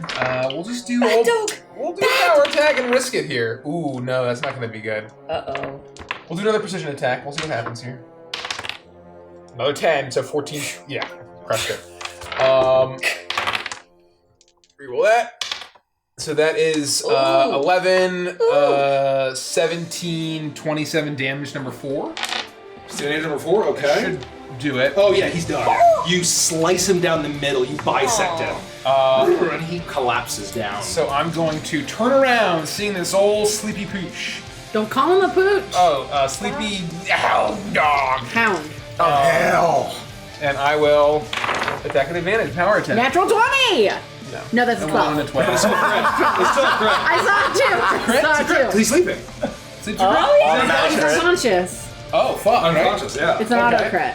So that'll be a crit. Right? Yeah. Yeah, unconscious auto crit. You didn't need to roll at advantage. So let's just. But he's prone. That's where you got the advantage. Let's see if we kill him. Let's see if we kill him outright. Oh, I was so excited. It was a 12. We'll make it a menacing strike or something. I don't know. I don't give a fuck. Yikes. A little better. 10, 20, 26, 31, 41 damage. Nice. On the first hit. You immediately coup de grace. You just flip your sword around with this sickening crack and slice. You crunch this dog. Okay. So let me just mark that I've used 2 this turn. Just want to make sure that I don't fuck that up. What's it all the way at the bottom? Thank you. Holy shit. Do we even have any coins? Yes. Good God. Are you ready? This ain't serious, but I better be real. Are you ready for this? Are you ready? Are we ready? I don't know. Y'all ready for this? Call me Cal. I will call you Cal. Cal X. Thank you. Cal X. Down. What did you get on? Best thing Oh, you're going Cal. up to Joe. Yeah. Attack him. Do Captain it. Crunchy Butt. Crunchy Butt. Crunchy Crunch Butts. Crunchberry Butts. Yikes. You might want to redact that follow. Captain Crunch, it's all butts. Remember that time we got on stream that Mike likes to get his junk stepped on? Oh, yeah. I've learned from the best, Andy. Oh! Called out. That was vicious mockery if I've ever heard that. Holy fuck. Words. This is a reaction. Let the record show that I do not like my junk stepped on. My third attack. I hate you. Ooh, that might not. That's probably gonna miss. A 15? Is that miss? Yeah, misses. Clangs off of his armor. Bonus action coming in.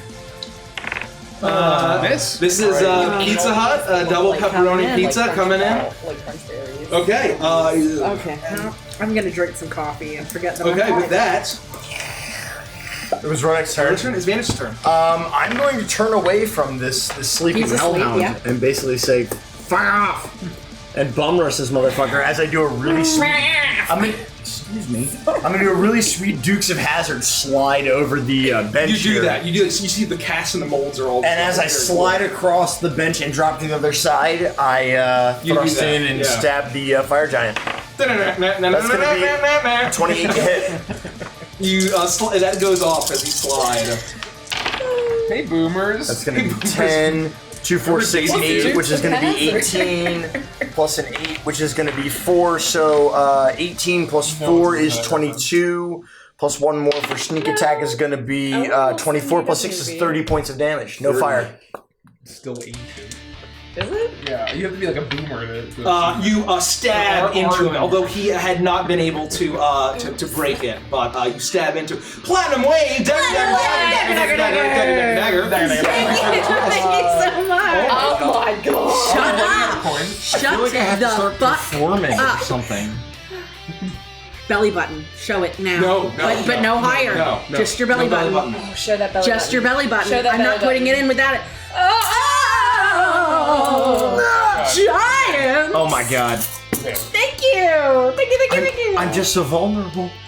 Wait, can you get banned With for a that- belly button? No. Male Not- nipples, probably. Sophie, you're up. Nipples, you Please don't can. ban us, right? Please don't ban us I'm for gonna belly move buttons. forward a Everyone little has bit, and I am going to turn my eye bite on him one. I guess not again. everybody is.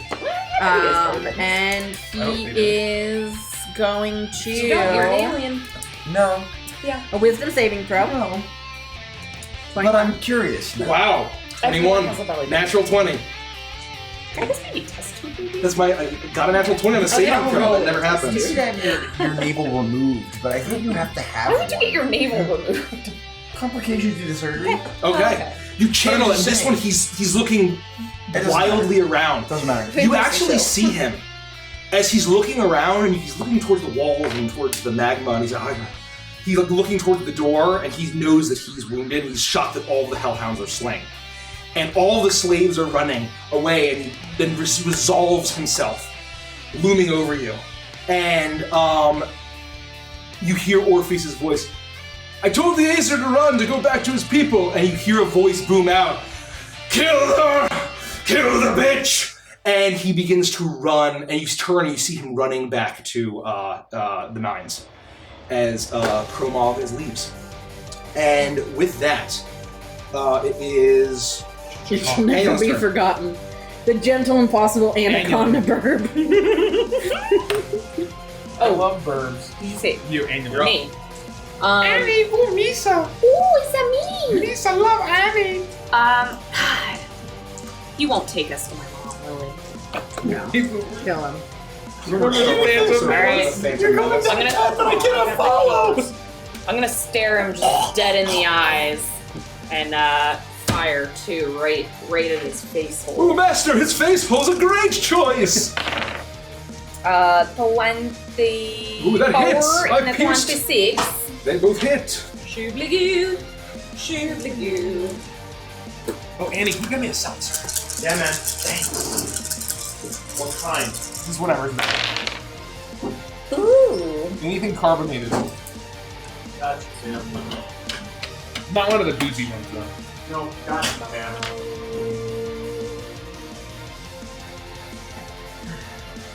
39 damage. 39 damage. Yeah. You fire in. I'm going to roll 2 strength saving throws. So, he wasn't actually supposed to roll again. Oh, thank you so much, Platinum Wave. Oh my god. Platinum Wave! What is that? That looks like critical roll something. That's Yes, it's Vexalia, Vex. Vexalia. So how do I say it? Is that what I say? Sexy Do you remember Vexy. Hunter's Mark? I don't know. What's That's pretty good. All I know is dagga dagga dagga. I literally almost threw this coin into my coffee. Did you remember Hunter's Mark? That's what I was told to say. It's Vex and Trinket. Aw. It's Vex.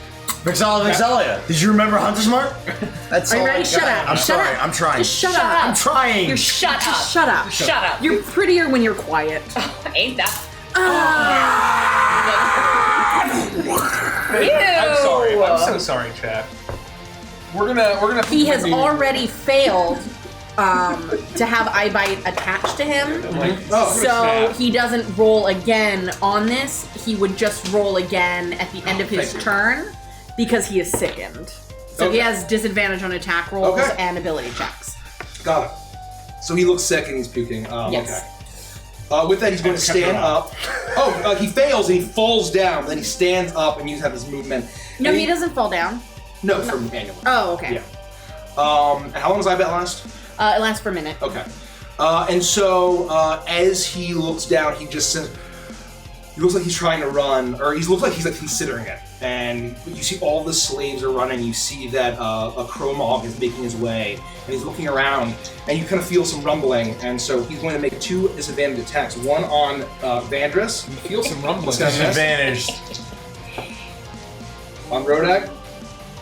And you miss. You both manage to parry in unison, side by side, as you manage to do that. And he is looking rough. Rodak, you're up. I do this. I hope that's not what it looks like when you fight. No, I swear. It does. We fight like this. No, Vandris said this though. This is Vandris. This is my Vandris. Oh, Lord. You look like I'm new. I hate this game. I hate my friends. I hate D&D. The lowest is a 20-something. Yeah, you're fine. I'm kidding. I like to say that I hate things that I love. It's because I'm vulnerable. Oh, and he makes the save right now to see if it continues. Can I keep the natural 20 that I rolled? No. 18. 18. I would literally murder a man for a calzone right now, right?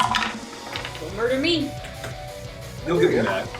Oh, that's even worse. That is a 10, 10, 24 plus 18 is 24, 34, 42 points of He's looking very rough as you slash, and he's sick. He's puking up blood and bile. Our fire giant boy right here? Yeah, he's sickened. fucked. He's so Yeah, fucked. he's very rough. Platinum Way! Hey! We love you!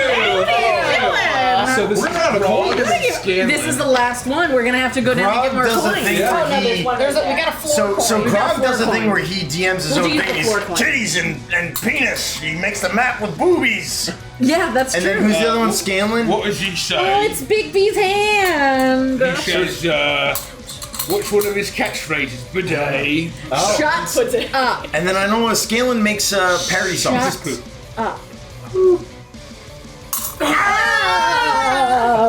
Thank you so much for the twist. Giants. So generous. For the next one, let's do this for a more sensitive voice. With that, who's up? Me. Yeah, go ahead. So I immediately do a sweet anime dash around this guy. It's like when the dust goes, and I look for a weak part. Again, I'm looking for his kidneys. Yeah, you're I want to make this guy shoots pee magic blood from his until he dick. dies. Yeah. I wish I could shoot magic from my dick. I wish I could shoot magic from my. Oh, actually, I changed my mind. I'm an idiot. I don't move. I aim. I get advantage on the attack. I reroll one of the dice because of elven accuracy. 17 is not a crit. It still hits. Holy moly, look at all those. That's going to be 8 plus 8 plus 6 is what? 14. Yes, that's right. Plus another 10 is 24. Plus 2 is 26. Plus 6 is 32. Plus 6 is 38 points of damage. How do we do this? Oh! I wanted to do So doing this side by side with Rodek. No, just kidding. I take aim. Oh my gosh! Thank you for the other tier. Oh my god! Dagger. Amazing! So generous. And then I'll describe how I want to do this. Yeah, hold after on, we dagger. Shut up. Remember? And I'm moaning. Oh no! It's all. This is one. I can't do that and this at the same time. Maybe with Time. sensible. Drop it and let it go. You ready? Sensible Yes. snap? So yes, of course, but it has to be.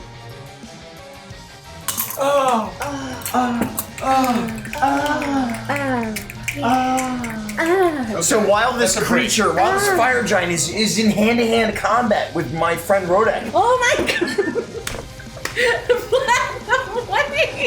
What else? What are you doing? Thank you! Platinum Way! We'll do this. You're the best! Amazing. How do you want us minds. to do it. Yeah, how do you want us to do this?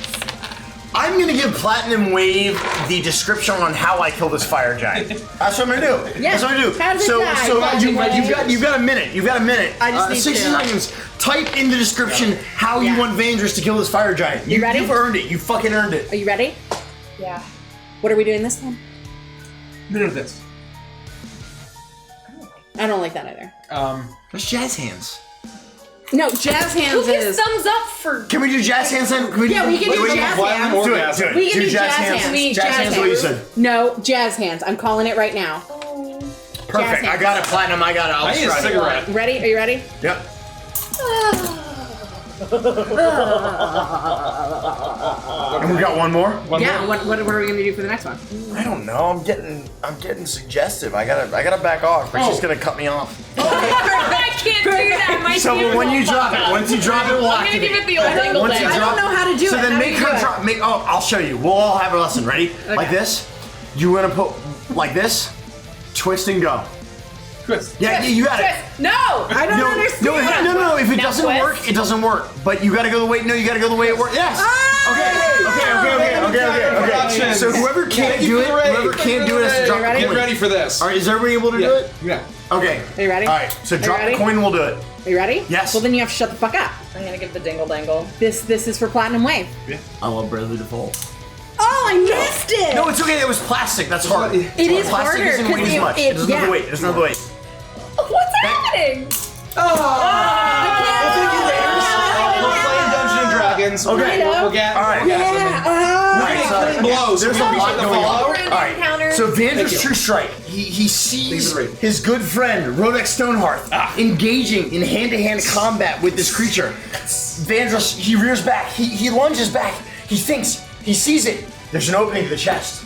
There's an opening in the chest. He lunges for it. He lands one good rapier strike in the chest, and when the creature doubles over, he pulls back, goes for the throat, boom, and ends him. Collapses the windpipe. You stab him in the Destroys throat. the He creature. spits up blood and bile, puking from the sickness of eye bite, and with a loud grumble, he collapses to the ground, dead. And I would say with the minute you have, Rodek and Vandrus are easily able to walk over and just coup de grace the Hellhound. Here we go. And it's effortless. You're able to do that 100%. And We did it. I'm gonna wipe off the rapier as I resheath it, and the flames go out. Orpheus! I look around for Orpheus. We do like a loud, harsh whisper. Orpheus! Yeah. Orpheus! hi, I'm fine. I'm fine. Come out.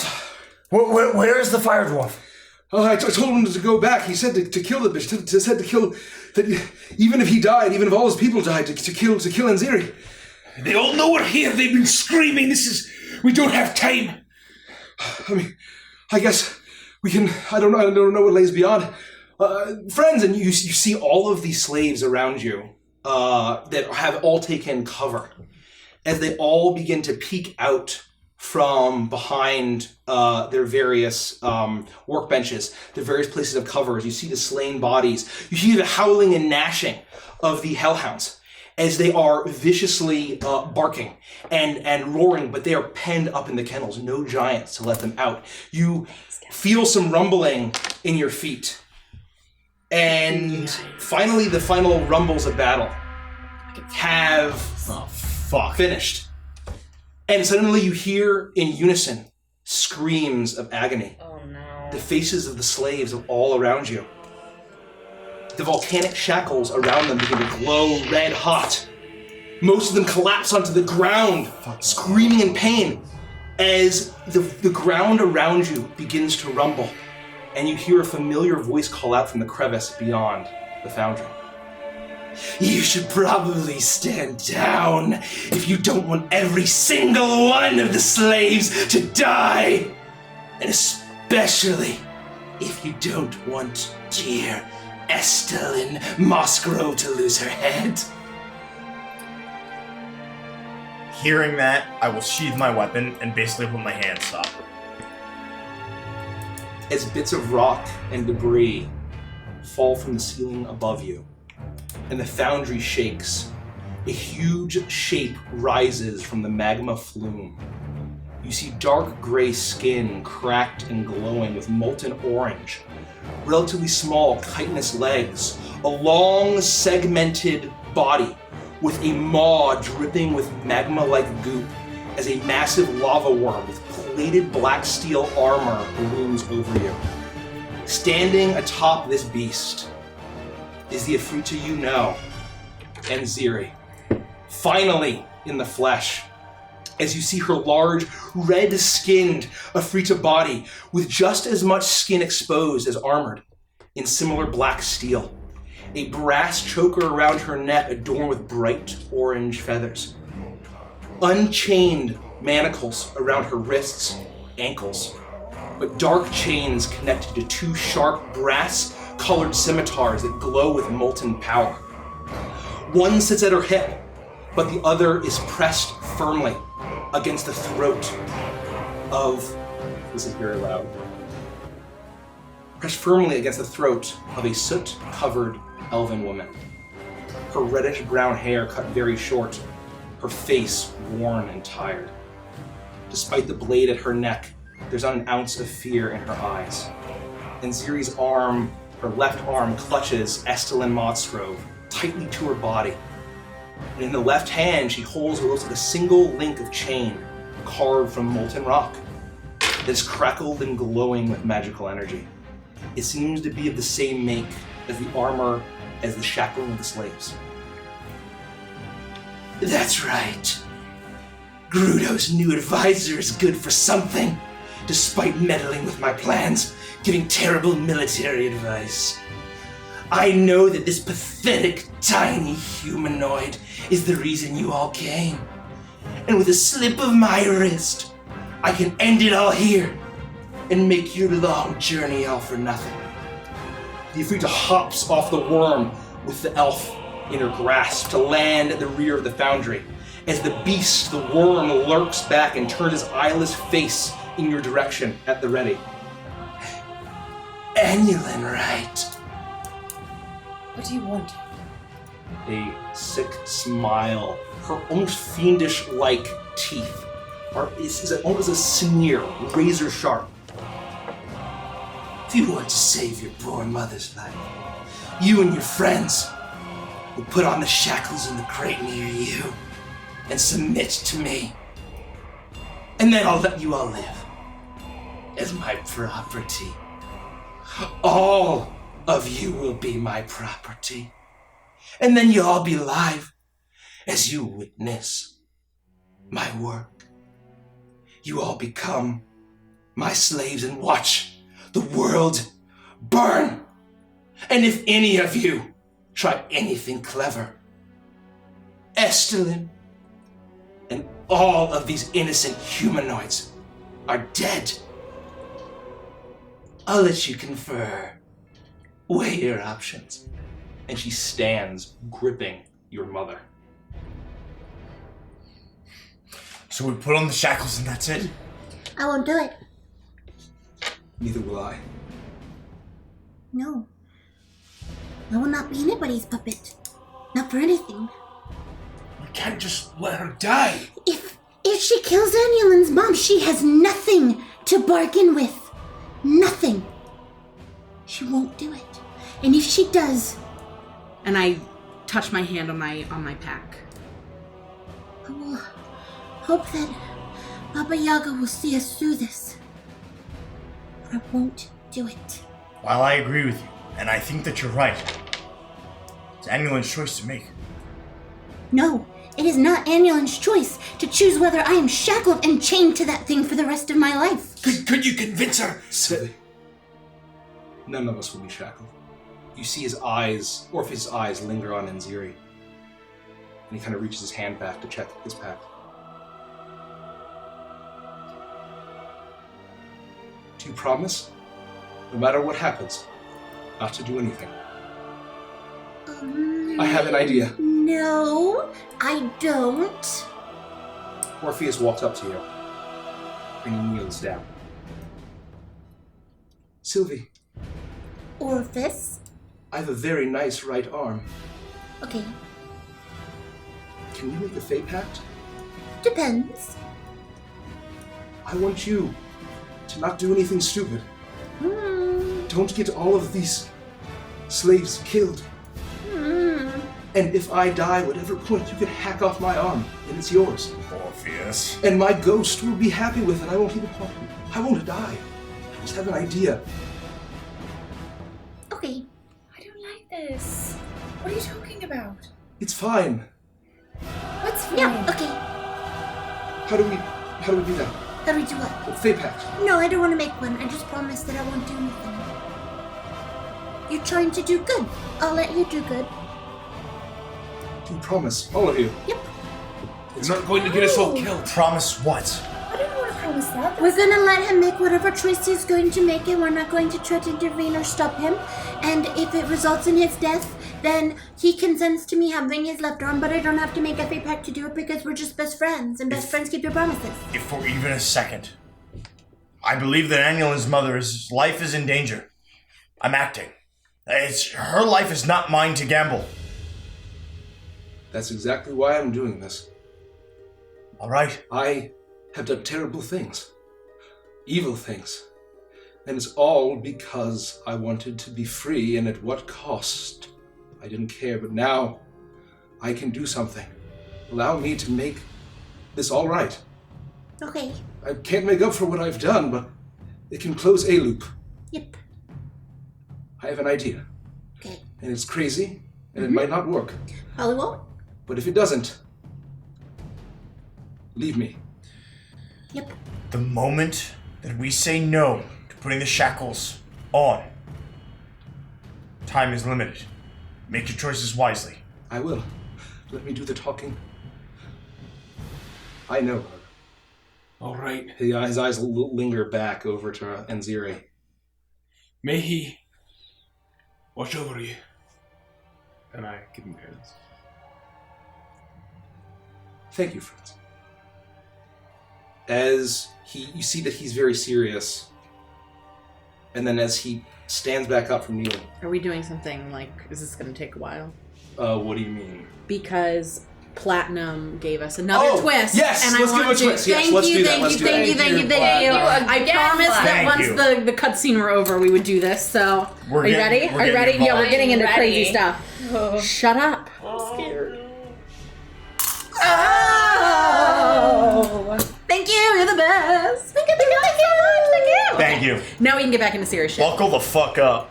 Thank you, Sly Psychotic Grin. Welcome. Welcome to you. Willkommen. Bienvenue. You may continue to destroy our hearts and souls, Not yet. but soon. You guys are the best. This is gonna be fucking insane. You see a confident smile as he looks at Enziri. You see him walk forward towards the crate, Is this Orpheus' song? and is containing the special volcanic chains that she asks you to, before calling out, "Does the name Lucia mean anything to you, Enziri?" As you look at Enziri, you see a genuine look of shock and confusion and hatred come to Enziri's face as Orpheus pivots and begins to walk slowly, calmly, and confidently towards her. What? What does my sister have to do with anything? What about the name Harazad? You see Enziri's sharp teeth clench and her eyes go wide, her muscles tensing, almost locking up at hearing the name. Her expression of hate and rage is now magnified tenfold, but she makes no motion as she simply watches Orpheus step toward her. It was more of a rhetorical question. You see, I know that you know the name Harazad, and it does mean something to you, because I know you, even though you don't know me. And I know you because I knew your sister. And I learned so much from her, everything I could. And who knew the story of Enziri the Exile would be so relevant to my fate? Enziri nearly gnashes her teeth as her muscles remain tense, as she holds the scimitar tightly to Esselin's throat, but almost seems paralyzed. You know nothing about me. Oh, but I do. Despite the situation that we now find ourselves in, what with the whole enslaving and burning all humanoids business, you used to be curious about us mortals. You even liked us, fascinated by us even. And so much so, you left the city of brass and your noble family to come to Neckbed, live among the humanoids, and even teach them your expert blacksmithing techniques. No! You humanoids are disgusting, pathetic, vile creatures. No, you didn't think that when you met a young man named Harazad. Tall, dark, handsome, witty, smart, silver-tongued, and magical. I used to be like that, you know. He was a wizard, after all, even though wizards are huge nerds. He bared his soul to you. He told you of his lofty dreams, to fly beyond the stars. So ambitious. You were absolutely enchanted. You even fell in love. And Ziri's face nearly cracks as her hatred and anger is now tainted by a hint of sadness as she grips the hilt of her scimitar absurdly tight and sputters but does not even speak as a response. And being so in love when he asks for your help and asks you to give yourself to him fully, you did so unquestioningly. Who wouldn't? Giving up your noble title and noble effete powers in the process. All to be with him, a mortal, a humanoid. And after you consummated your new relationship, Harazad took you to his wizard's tower in the middle of the Gozari desert, and as thanks for your act of selfless devotion and love, he bound and enslaved you. He never loved you. He wanted a minion to do his bidding. And now you have no choice. You had no choice but to obey. No, you don't know how it happened. You don't know what happened. You don't know what he is like. But what I do know is that you spent years, decades, a lifetime as a slave to the man you thought you loved. You forged his weapons. You stole powerful secrets. You killed so many people. You did everything he asked of you, all on that endless quest to fly beyond the stars. And never once did he put an affectionate hand on you. He had his own human harem for that. As Orpheus draws closer, you now see hot, glowing tears begin to well in Anziri's eyes. Estelin's determined expression is twinged with confusion and surprise, but she gives a subtle and knowing nod to Orpheus. And so you watched, and you waited, filled with hurt, sadness, and rage, waiting for the day you would inevitably get your revenge. Your vengeance would be so sweet, you fantasized. But time is cruel, crueler than you. It marched forward, and Harazad grew old. One day, just like all of the countless days that you served him, he passed in his sleep, peacefully and without any pain. He never got to fly beyond the stars, but you never got your vengeance. Then, who knows how long you spent alone, bound to that wizard's tower in the middle of the desert, until your dear sister, Lucia, finally found you, split your manacles, and freed you from your decades of enslavement. To think she loved and missed you so much to leave the comfort of her palace and to save her wayward, exiled sister. And how did you thank her? You used one of Harazad's magical brass bottles to imprison your own flesh and blood, and chucked it deep into the dry dunes for some other mortal to one day find her and bind her like you were. A sly smile comes to his face. And if it makes you feel any better, she was. But that story isn't important. And Ziri's pain racks her whole body, now as her lower jaw trembles, and the scalding tears fall down her red cheeks behind her stringy black hair and drop onto Estelin with a sizzle. Where was she for the years I was his tool? The years I could still have taken my vengeance. She didn't care about me. And you didn't care about her. After leaving her lost in the desert, Rather than returning home to the elemental plane of fire, to the city of brass in shame, you decided to keep your manacles as a reminder of your experience. A reminder to exact the vengeance you never got to enjoy, but not on the one evil man that did so many terrible things to you, but on every humanoid and evangelist. That last part is my own guess. Am I in the ballpark? Am I getting close? Orpheus is nearly to Nziri, who's still immobile and trembling. Doesn't matter why I'm doing what I'm doing. What matters is the world will burn, and those that survive will be put into chains. I got it. No, you've said that multiple times. You've made it very clear. The point is, you have a very tragic story. And sad, sad stories lead people to dark, terrible places. I should know. We're not so different, you and I, as cliché as that is. But I can promise you, all of the death and destruction and vengeance in the world will never fill that void inside you. And boy, did I have a really big void. And speaking frankly, I think I'm even more of a pathetic wreck than you. Sad, skinny, tiefling juggle boy with daddy issues. Ugh. With Orpheus about 15 feet away from Nziri, he slowly reaches into his pack, watching Nziri's every movement, and she does not make any motion.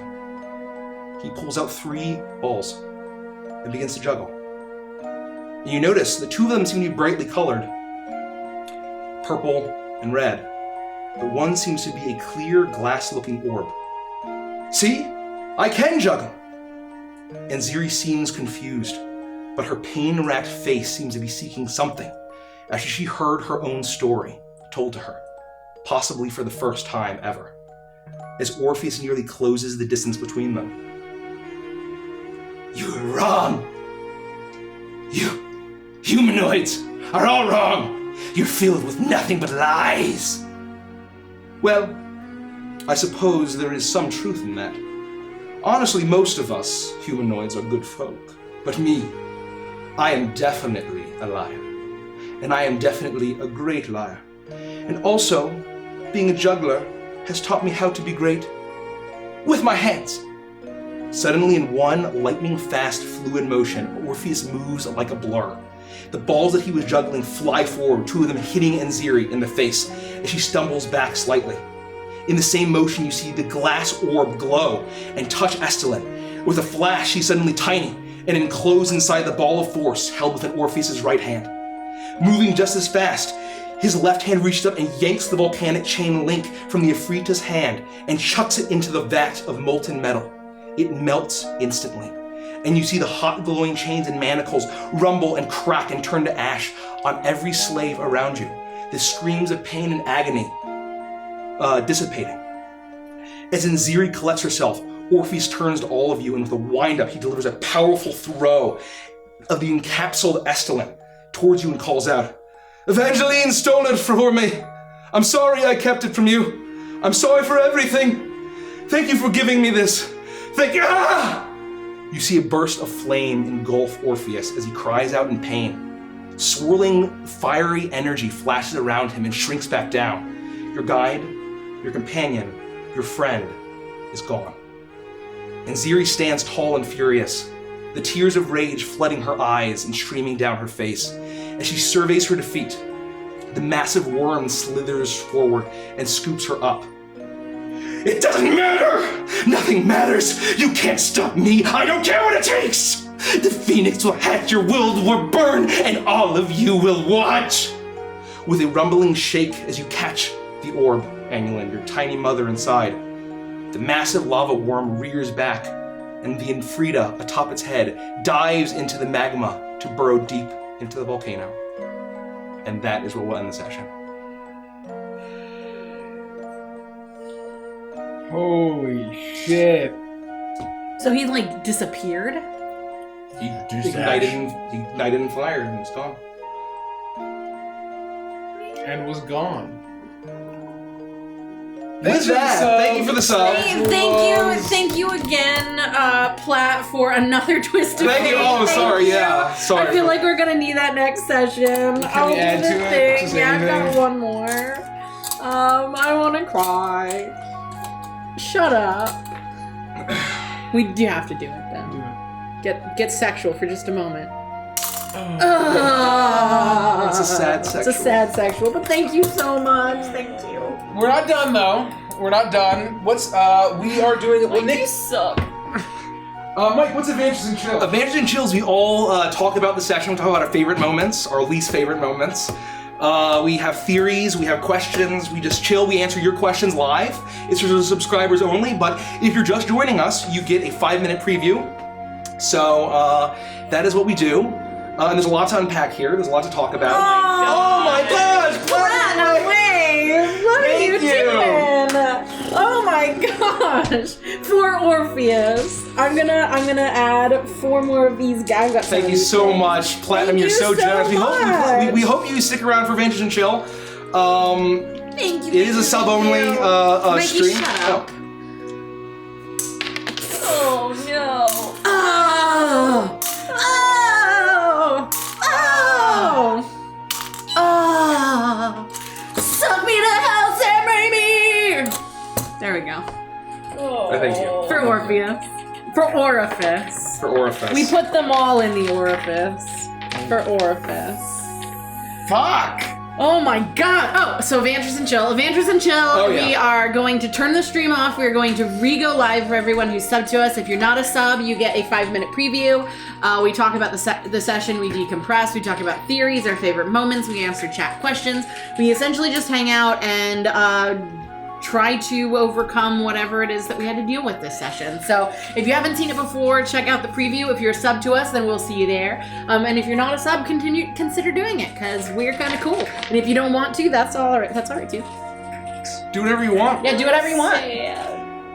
Thank you so much, thank you, Platinum. Platinum Please join our Wave. Discord if you haven't already. I want to plug in everyone who's new, and if you like what you saw, if you liked us, if you have Discord, please join it.